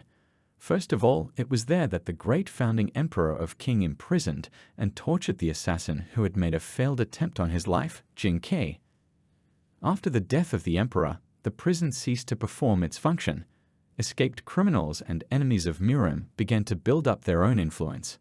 Then, more than 200 years ago, the renegades organized a rebellion, but they were overpowered by the combined forces of Muram's political parties, after which the remnants fled to the Reach, continuing to pose a problem. To capture the renegades, the Imperial Army, along with the first 1,000 Muram fighters, attacked the Reach. But the official combined forces were defeated. Since then, no one has been climbing to the limit, and they are lying low, destroying all the entrances here, except for the secret paths. Moray Eels asked the old man, is the Dark Blood group really that strong? He said they didn't rule in the Reach. Hell's Fortress, that's who the true masters of the Reach are. Meanwhile, in the Muram Alliance, its leader Tai Huanmu was tending to indoor flowers and talking to his grandson, who came to him with a request. His grandfather asked him if his visit meant that he wanted to help with the Alliance's affairs again. What happened? The sun seems to have risen in the east as usual. After all, he himself had declared that he did not intend to enter into the cause of peace, and even refused any position, using the right to request, received as a reward for the mission. Now he's come again to ask for a place. He asked his grandson if the reason for such changes was in him. The young man replied that the reason for the change was that his stupid grandson suddenly realized something. There was a huge desire in his heart that was beyond his control, and just by doing nothing, he would achieve nothing. Tai Huanmu told him that he had already proven his skill and importance in the war. However, the only thing lacking was his spirit. Only a fool in the harsh world of Muram would refuse to honor Confucius' 10 precepts. Then he asked his grandson if there was anything specific that he would like to do. He told him to speak boldly and promised to consider it seriously. The grandson replied that the place he wanted was available right now. He would like to take the post of supervisor of the senior patrolman of all 4 directions, the senior patrolman of the central region. Grandpa Ghost Mask continued his story. Hell's Fortress is a terrifying group that scares the world with its name alone, along with the renegades and the demonic cult. However, unlike those who caused huge damage to the central region, it never revealed itself. Yet it is the infernal fortress that rules the Reach. Unexpectedly and out of place, Ji Murin asked his teacher a question. He asked who he thought was more attractive, him or number 1, Hyuk Muzang. He replied that there was no doubt that number 100 was 1,000,000 times better, so why ask such obvious questions? Murin said it was obvious that the years had eroded the old man's mind. The head of the beggars fumed and said, apparently he is getting old, since today I forgot to give him a good beating. The student shouted that he was misunderstood. Okay, still the limit, but Hell's Fortress? Is he really supposed to believe that? If it's true, then it's beautiful. Muzang mused that in other words, the infernal fortress ruled the underworld. Everything fits if the limit really exists, and it is connected to the underworld. The old man repeated that the limit is a very dangerous place. He looked Muzang in the eye and asked, is he going to go there anyway? The young man replied that now he wanted to go there even more.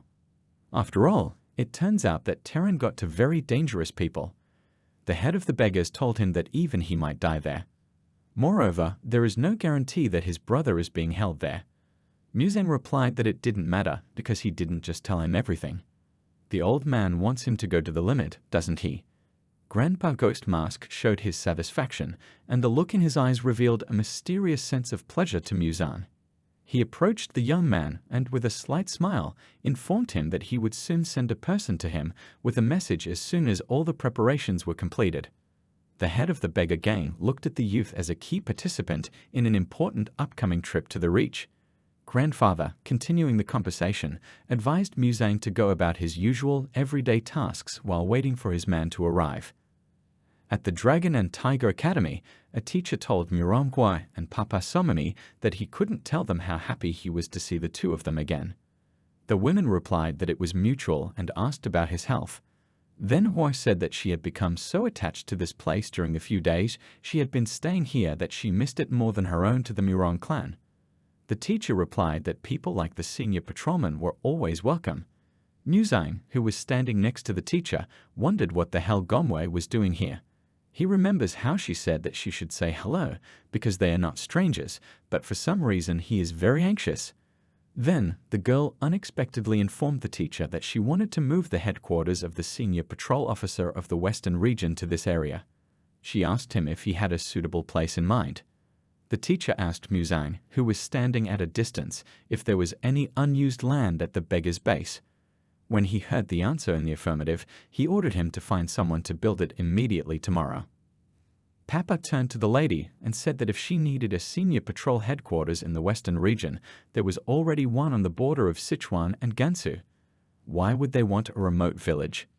Muzang supported senior dragon warrior Papa, who told the girl that there was no need for her to move the headquarters. Why waste the alliance's money so thoughtlessly? Gomor calmly replied that there was no need to worry about money. She can pay for everything from her personal funds, just so he knows she has plenty of them. And there are plenty of reasons. Right now, there are some things she's secretly working on with the beggars. Then she added, besides, their base is located opposite their academy, and she doesn't know who to thank, but everything turned out very well. The young man blushed and asked what she was going to do now, since it would take at least a month to build the new headquarters. The girl said that this is good, you will have to go on a hidden mission soon anyway. They explore the underworld with him and are just about back in time for the headquarters to be completed. When they found themselves alone on the street, Muzang indignantly asked the girl, "What does it mean, exploring the underworld?" She asked him if he intended to go there alone. The youth replied, "Didn't she hear what the old man was saying? You can die there." And he should go to find the student who was taken by the bandits, but there is nothing for her to do there. Gomor replied that it was up to her to decide whether or not to go. When he disappeared, she had been searching like a madwoman for 2 years, and now she just had to wait for him to go to an unknown place on his own. Don't let him make her laugh. Muzang told the girl that it would be easier for her to just forget him. The girl asked, since it was so simple, why was he so worried himself? Following him is her choice. She also hopes that he didn't forget their promises that day. Muzang looked away and said that he remembered the Boundless Mansion incident, he didn't forget it. Gomor said it was all settled then. They go to the limit together. This is her request, and if the question is settled, then she will go. The young man looked after her and couldn't think of anything to say. He recalled in detail the day Gomor had asked him to promise her that if they made it out alive and completed the 4 commanders' mission, they would always travel the world together. And then he promised her that they would definitely see different places, whether it's the sea in Hainam, the dawn in the far cold north, or even hell. They will always be together. There were 4 people sitting behind the round trunk. In front of them, on a raised platform, another man sat in a chair, his face well hidden by the shadow of the awning. He turned to the head of the Dark Blood Group. He asked him if it was true that the Dark Blood Group assassins in Gansu had suffered serious losses. The headmaster confirmed that all 20 warriors stationed in the mysterious school had been killed or arrested. Most of them are just expendable pawns of the 3rd rank. However, protecting the mysterious chapter in the person of Ho Jiang and the Ilwal twins is an extremely valuable resource. He concluded that they hadn't had such damage since the war against the united factions. Then he offered to get rid of the Ghost Mask and the senior patrolman because there is growing discontent in the Sado clan. They even require a deposit. However, the chairman did not agree with this proposal and said that their people are able to settle everything, but they have to put up with certain losses. And without commission, the process will stall. In addition, the received request is a security task. First of all, they must double the escort force. Then he said there was a special request. The client is the head of the Infernal Fortress. It is necessary to track down the killer of the Invincible Blood Emperor and eliminate him if possible. Muzang was informed that all the students were assembled. The senior student ordered each of them to take one of the types of books that were stacked in front of them. When asked what these books were, he said that they were the New Dragon Tiger Meditation Technique, the New Dragon and Tiger Swordsmanship Technique, and the Thunder Dragon Teachings. With the teacher's permission, the existing teachings of the Dragon and Tiger Academy were revised. From now on, they must practice using these 3 books. Muzang then presented the training schedule that he had personally drawn up. The students read that they were supposed to get up at 5 o'clock in the morning to practice inner energy. It also said that they should memorize all of Big Brother's swordsmanship techniques in 2 days and repeat them 150 times a day. They were also assigned to run daily with a 60-kilogram stone on their shoulders. Muzane looked at the students and said that if it seemed too much for them, he had an alternative option for them. The current dragon and tiger meditation technique is very systematic, but the speed of energy accumulation is too slow. It can be practiced for a lifetime, and you can get the effect of 10 years of working with Kai. The dragon and tiger fencing technique also provides a fastball base. However, it is too simple and cannot fully maintain strength since it does not develop the technique of steps. The revised versions do not have these disadvantages and increase the benefits.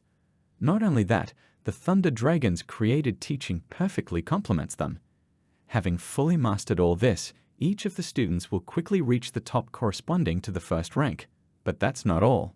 Even those who didn't master the new teachings would still not be an easy opponent for someone of their level. Who knows, maybe, if they are lucky, they will reach enlightenment and one day see the absolute peak. Muzane looked at the students who were slightly cowardly and said, since they are hesitant, he can take these books back. However, none of those who received the books wanted to give them back. They swore that they would definitely reach the top. Suddenly, there was a loud knock on the academy's gate. Hyuk Muzane grimaced in displeasure and said who did it bring so early in the morning. When he opened the door, Han Chishan, the head of the outer hall of Boundless Mansion, appeared in front of his eyes. Chizon greeted the older student and said that they hadn't seen each other for a long time. In his opinion, Muzane had matured considerably since their last meeting. The senior disciple noticed some people behind the head of the hall and asked, who is it that he came with? He said they were very important people. Therefore, he would advise him to call teacher La Chong as soon as possible. Muzane replied that the master was still resting in his bedchamber.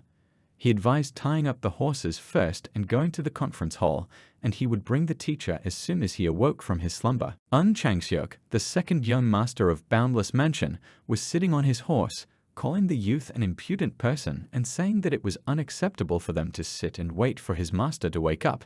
He told him to bring the teacher right now. Muzane advised the young warrior to choose an expression. Although he is a teacher at a small academy, he is still the master of this house. What were they hoping for when they arrived unannounced? Han Chishan arrogantly told him to know his place. He probably has no idea who the gentleman he's being impertinent to is. The senior disciple replied, how would he know if this gentleman started giving out orders without even introducing himself? Here, the brewing quarrel was interrupted by Alliance member Murim Chinfi, who was also in the group of people who arrived at the academy. He went up to the young man and asked him his name.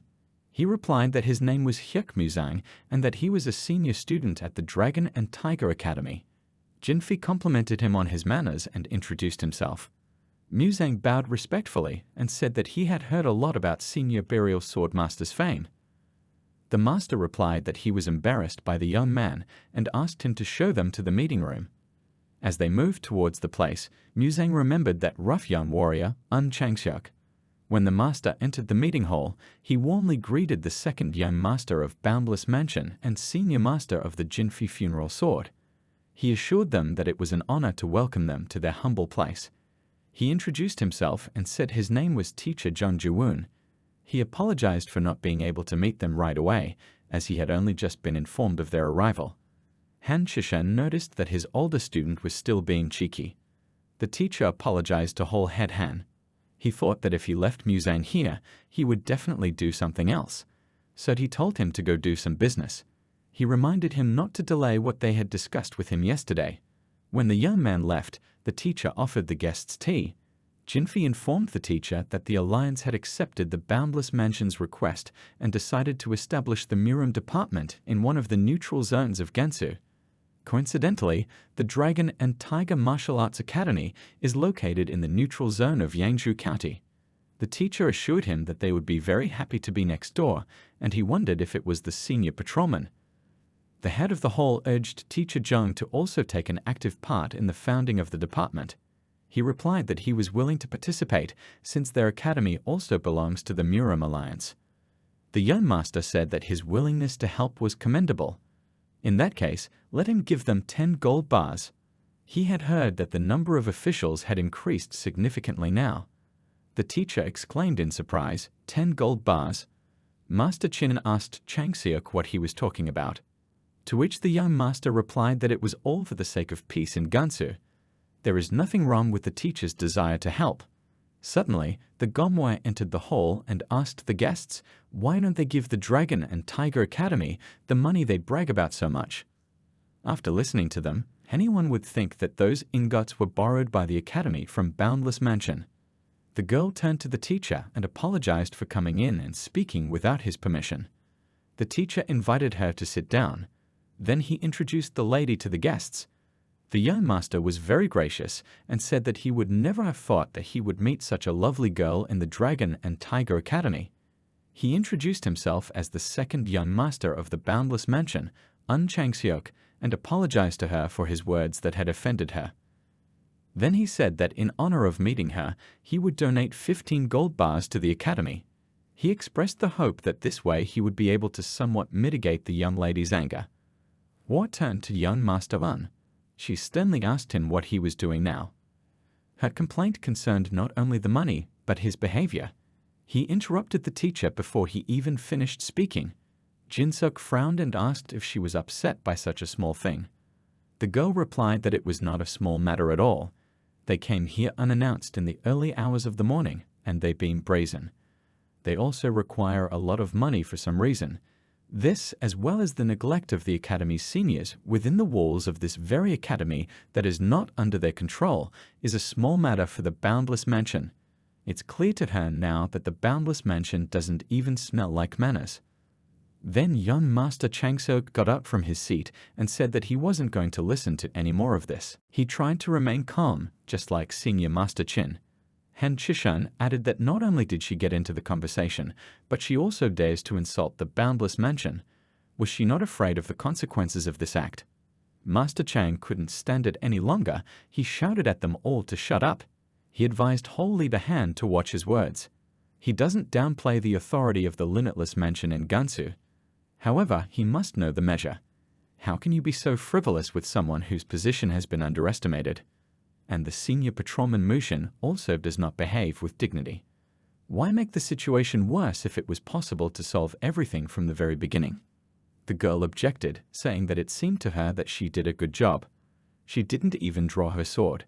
Be that as it may, it was the young master who interrupted the teacher when he introduced her.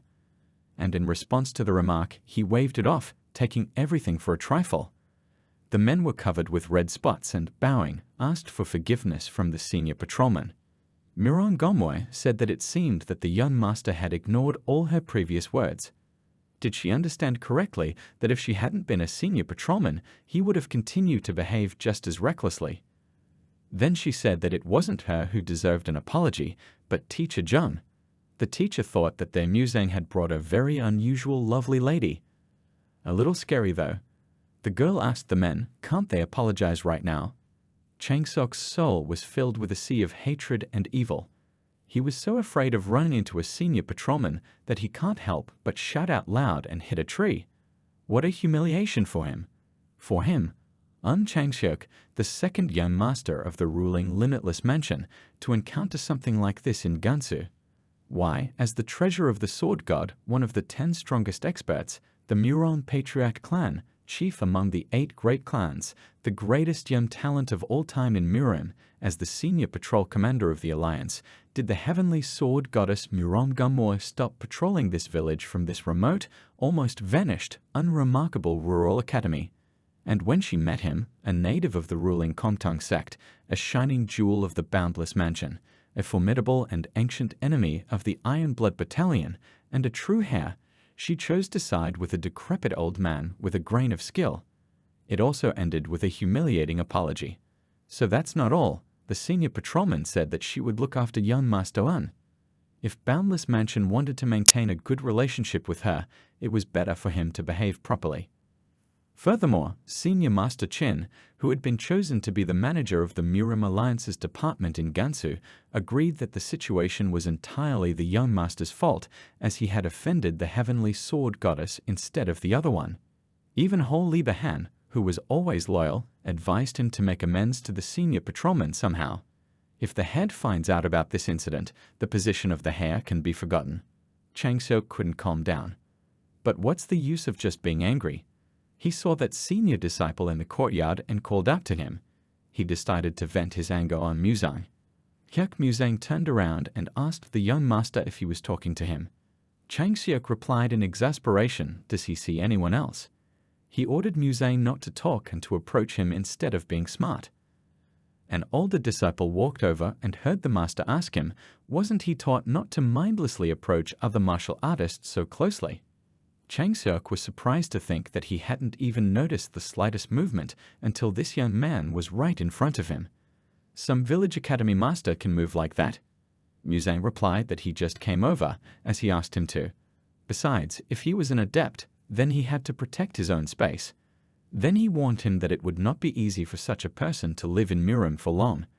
Or is he still quite inexperienced? If you're just a small brat who can only brag about belonging to the limitless mansion, which respects him and protects him from all threats, then such speeches can be understood. He should apologize if that's the case. Chang Seok flushed with rage. A country bumpkin from the village academy was lucky enough to come over, and now he's as proud as the navel of the earth. If he'd helped him appease the senior patrolman, he'd have turned a blind eye to this rudeness, but now he was going to rip the man's fucking mouth out.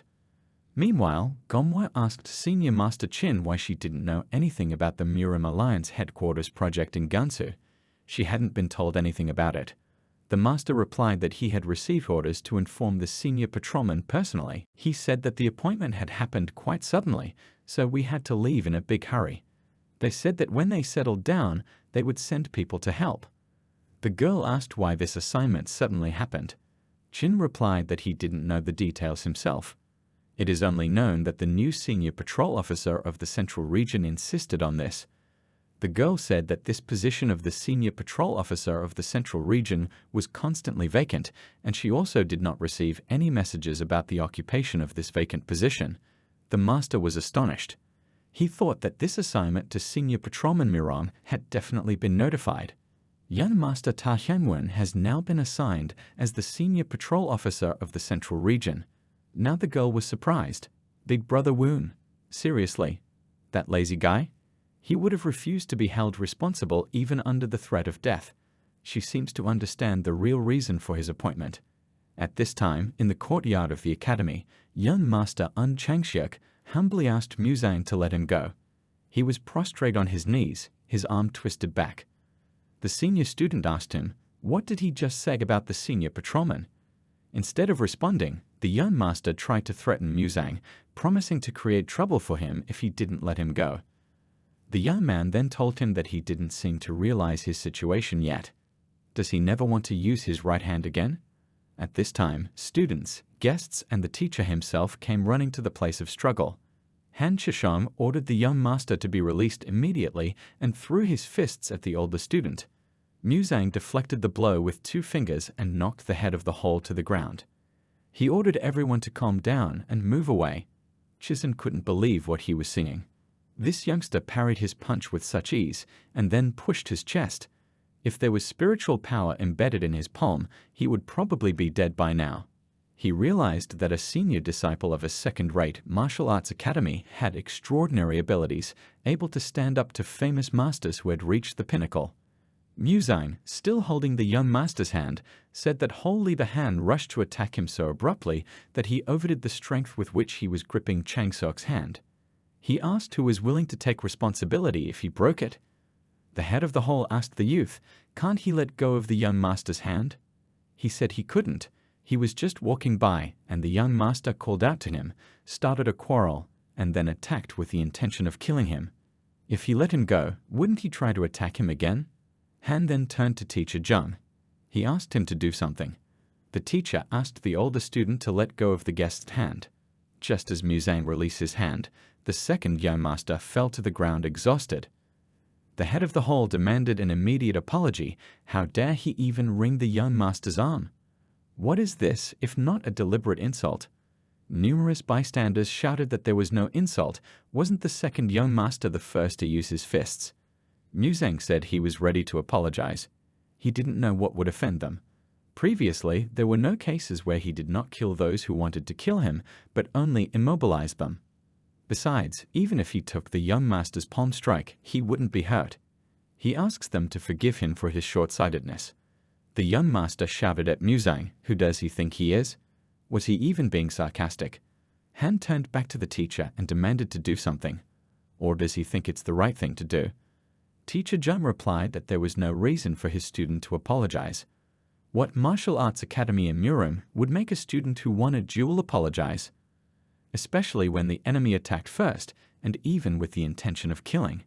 He asked to be excused for not being able to readily shower them with flattery. The head of the hall was indignant and said, "So the limitless mansion has lost some of its influence, and they are now considered worthless, even the students from such an academy." He threatened to see if they could survive in Gansu after this. He will personally put a spoke in the wheels of their existence in every possible way. General Manager Song said that they wanted to open a chamber of commerce. Now they can forget about it. What's going on? Let them now bid farewell to any form of trade in the territory of Gansu County. Suddenly, everyone heard a voice that warned Han that she couldn't ignore such a statement. The head of the hall turned to the voice and asked who else was interrupting him. Then his face changed as he saw the senior patrolman escorted by Master Chin. Han muttered that this was a private trial between Boundless Mansion and the Dragon and Tiger Martial Arts Academy. She might be a senior patrolman, but she couldn't interfere so unceremoniously anyway. She ordered Han to be quiet. The Chamber of Commerce was promised to the Dragon and Tiger Academy by General Manager Sun in exchange for delivering the Boundless Mansion's letter to the Murim Alliance. Boundless Mansion hasn't fulfilled its part of the contract yet, and now it wants to break it altogether. She, MANHWA, is an empty place for the Limitless Mansion. She ordered Un Changseok and Han Chizung to leave immediately. She didn't want to have anything more to do with them. And if they showed up again, she would show them real disdain. Disgraced, they left the academy grounds. Muzane told the girl that she shouldn't have stood up for him. She replied that she should not misunderstand. She didn't know what Master Hyuk would do if she left it at that. The disappearance of the Boundless Mansion would be a problem. Muzane asked why does she see him as so reckless. The girl said that she sees him as such. Master Chin, meanwhile, thought of the young man that he didn't even look like a cultivator, just an ordinary student of the academy. But at the same time, he easily immobilized young Master Un, who has the first rank, and pushed away the head of the whole Han who had overcome the top. In addition to everything else, the senior patrolman is showing a strange interest in this place. The teacher thanked the senior patrolman for his help in resolving the incident, and Master Chin, noting that there was also a beggar's base nearby, said that in principle they had decided on a place for the new headquarters. At 3 o'clock in the morning, there was a knock on the window of Muzane's room. It came with a message from Ghost Mask Ga Hyun Seol. He relayed the elder's message word for word, preparing for a trip to the underworld. Meeting at the Devil's Hour in Hike. The young man was delighted. Finally, when Hyuk Muzang and Miron Gomwa went to the meeting place under the cover of night, the young man asked Hua, "Where is the dragon staff warrior Papa?" She replied that she was still at the academy. Her departure would have been too obvious. She hasn't reported anything to the Alliance yet. Muzang asked her if there would be any problems later. The girl replied that they would just grab something useful for them from the limit.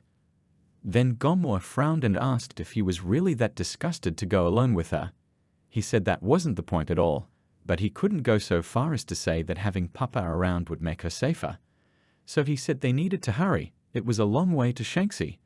Gomwa thought with pleasure that after all this time, she and number 100 were traveling the world together again. When they were there, the girl was barely moving, 400 kilometers in 12 hours without a break. Muzang, on the other hand, moved as if there was no long way to go, even humming to himself. He said, looking at her, that she had decided to go with him. Time was running out, so he had to hurry. She thought she was almost out of energy, and he wasn't even sweating at all. Finally, they were there. They ended up in Shanxi Province, Chi County. At a nearby restaurant, the owner greeted them with a friendly smile. Hua immediately requested water, and Muzang said that he needed the place where the sun shines brightest on a rainy day. The landlord took them upstairs. Muzang opened the window and waved a yellow handkerchief. They sat down with the girl at the table. Gomwo did not stop drinking water in huge quantities. Then she asked the young man to tell her, while they were sitting here, what had happened to him while he was away. Even if it was difficult, but the level of his development even then allowed him to perform seemingly unaffordable missions. Thanks to his innate instinct and unyielding will, he constantly survived on the verge of death. 2 years ago, his friend disappeared, and when he returned, he became a completely different person. Muzang leaned across the table to the girl and told her that he wasn't really number 100. On that day, he stumbled upon a divine revelation. He was told that he must accept the fate that chose him, accept everything that the divine revelation sends to him. He was told that soon the followers of the devil would make their move in the world, and he was destined to be the flame that would purge him of them. Then, an unfathomable sight opened up in front of him. It was a world destroyed and devoured by the devil. The flames engulfed everything. Then suddenly, a giant snake that was 100 meters long appeared in the sky. And in the underworld, the demon lord's army was swarming. It was a living hell. In the end, there was nothing left. Everything turned to ashes. He had to spend an eternity there before he became a suitable vessel. The girl stared at him with wide eyes. She asked him, "Is this serious?" He smiled and said that she still believed him. Gonmore exploded and said that she was fine asking him questions, but he was joking. He said it wasn't a joke at all. She was offended and said, "So you decided to continue to mock her?" She's already sick of his fooling around. Doesn't want to talk. Well, don't. It occurred to him that he hadn't really expected her to believe this absurd sight. He remembered standing on the edge of a cliff with a fire raging under it and thinking, why show him all this? What can he do about it? How can one ordinary intelligent being control the course of the universe? But everything will happen at the right time and in the right order. If so, then let the time come as late as possible. Suddenly, a blind man came up to their table. He asked their forgiveness and said that they had good silk. They didn't mind if he touched it. The girl handed him a yellow handkerchief. Muzang noticed that the man was a revered expert. That kid from Boundless Mansion is no match for him. Then the man suggested that they take a walk with him. Muzang noted that he took them in circles for 2 hours, then went to the estate, even though it was right next to the diner. And now he's walking around like a maze again. So you need to be on your guard. But I think they've already arrived. The man who pretended to be blind stopped at the door and said in a low voice, addressing the senior leader, that he had brought people who were proficient in the yellow cloth of the order. A voice told them to enter. They entered the room and saw an elderly man sitting in front of them. It didn't have 2 legs. He apologized for not being able to personally greet distinguished guests standing up. Muzang thanked the leader for his hospitality. The girl whispered to Muzang that she couldn't sense any inner energy in the man. He replied, "It's because he's not a cultivator. But his security team has a serious level." The man looked at them more closely and said that it had been a long time since he had seen anyone with the original yellow cloth of the order. Then he asked what business had brought them to him. The young man answered curtly, "The limit." He asked the leader to send them to the limit as soon as possible. The man advised him not to joke around like that. Muzang told him, does he think he has time for jokes? The leader bowed his head and said that the yellow cloth order owner's request is absolute. He only has one request. 4 kilometers south of here, they will find a bamboo forest. In the middle of that forest, there is a boulder more than 3 meters in size. If you pick it up, they'll find a bundle under it. Let them bring it to him. When Hua and Muzang were in the middle of the bamboo forest, the young man said that they probably forced everyone to come here all day long. The boulder was indeed huge. They examined it and decided to get down to business. Using all their skill, they lifted the stone and suddenly 2 figures appeared in front of them. One was a big man with a knife, and next to him was a girl. This girl said they had some cute kids showing up. The big man agreed that it looked like these bastards were unusual thieves. It's even more fun to play with them. Muzang gripped the hilt of his sword, and there was a metallic sound. He looked at the big man and politely apologized for interrupting him.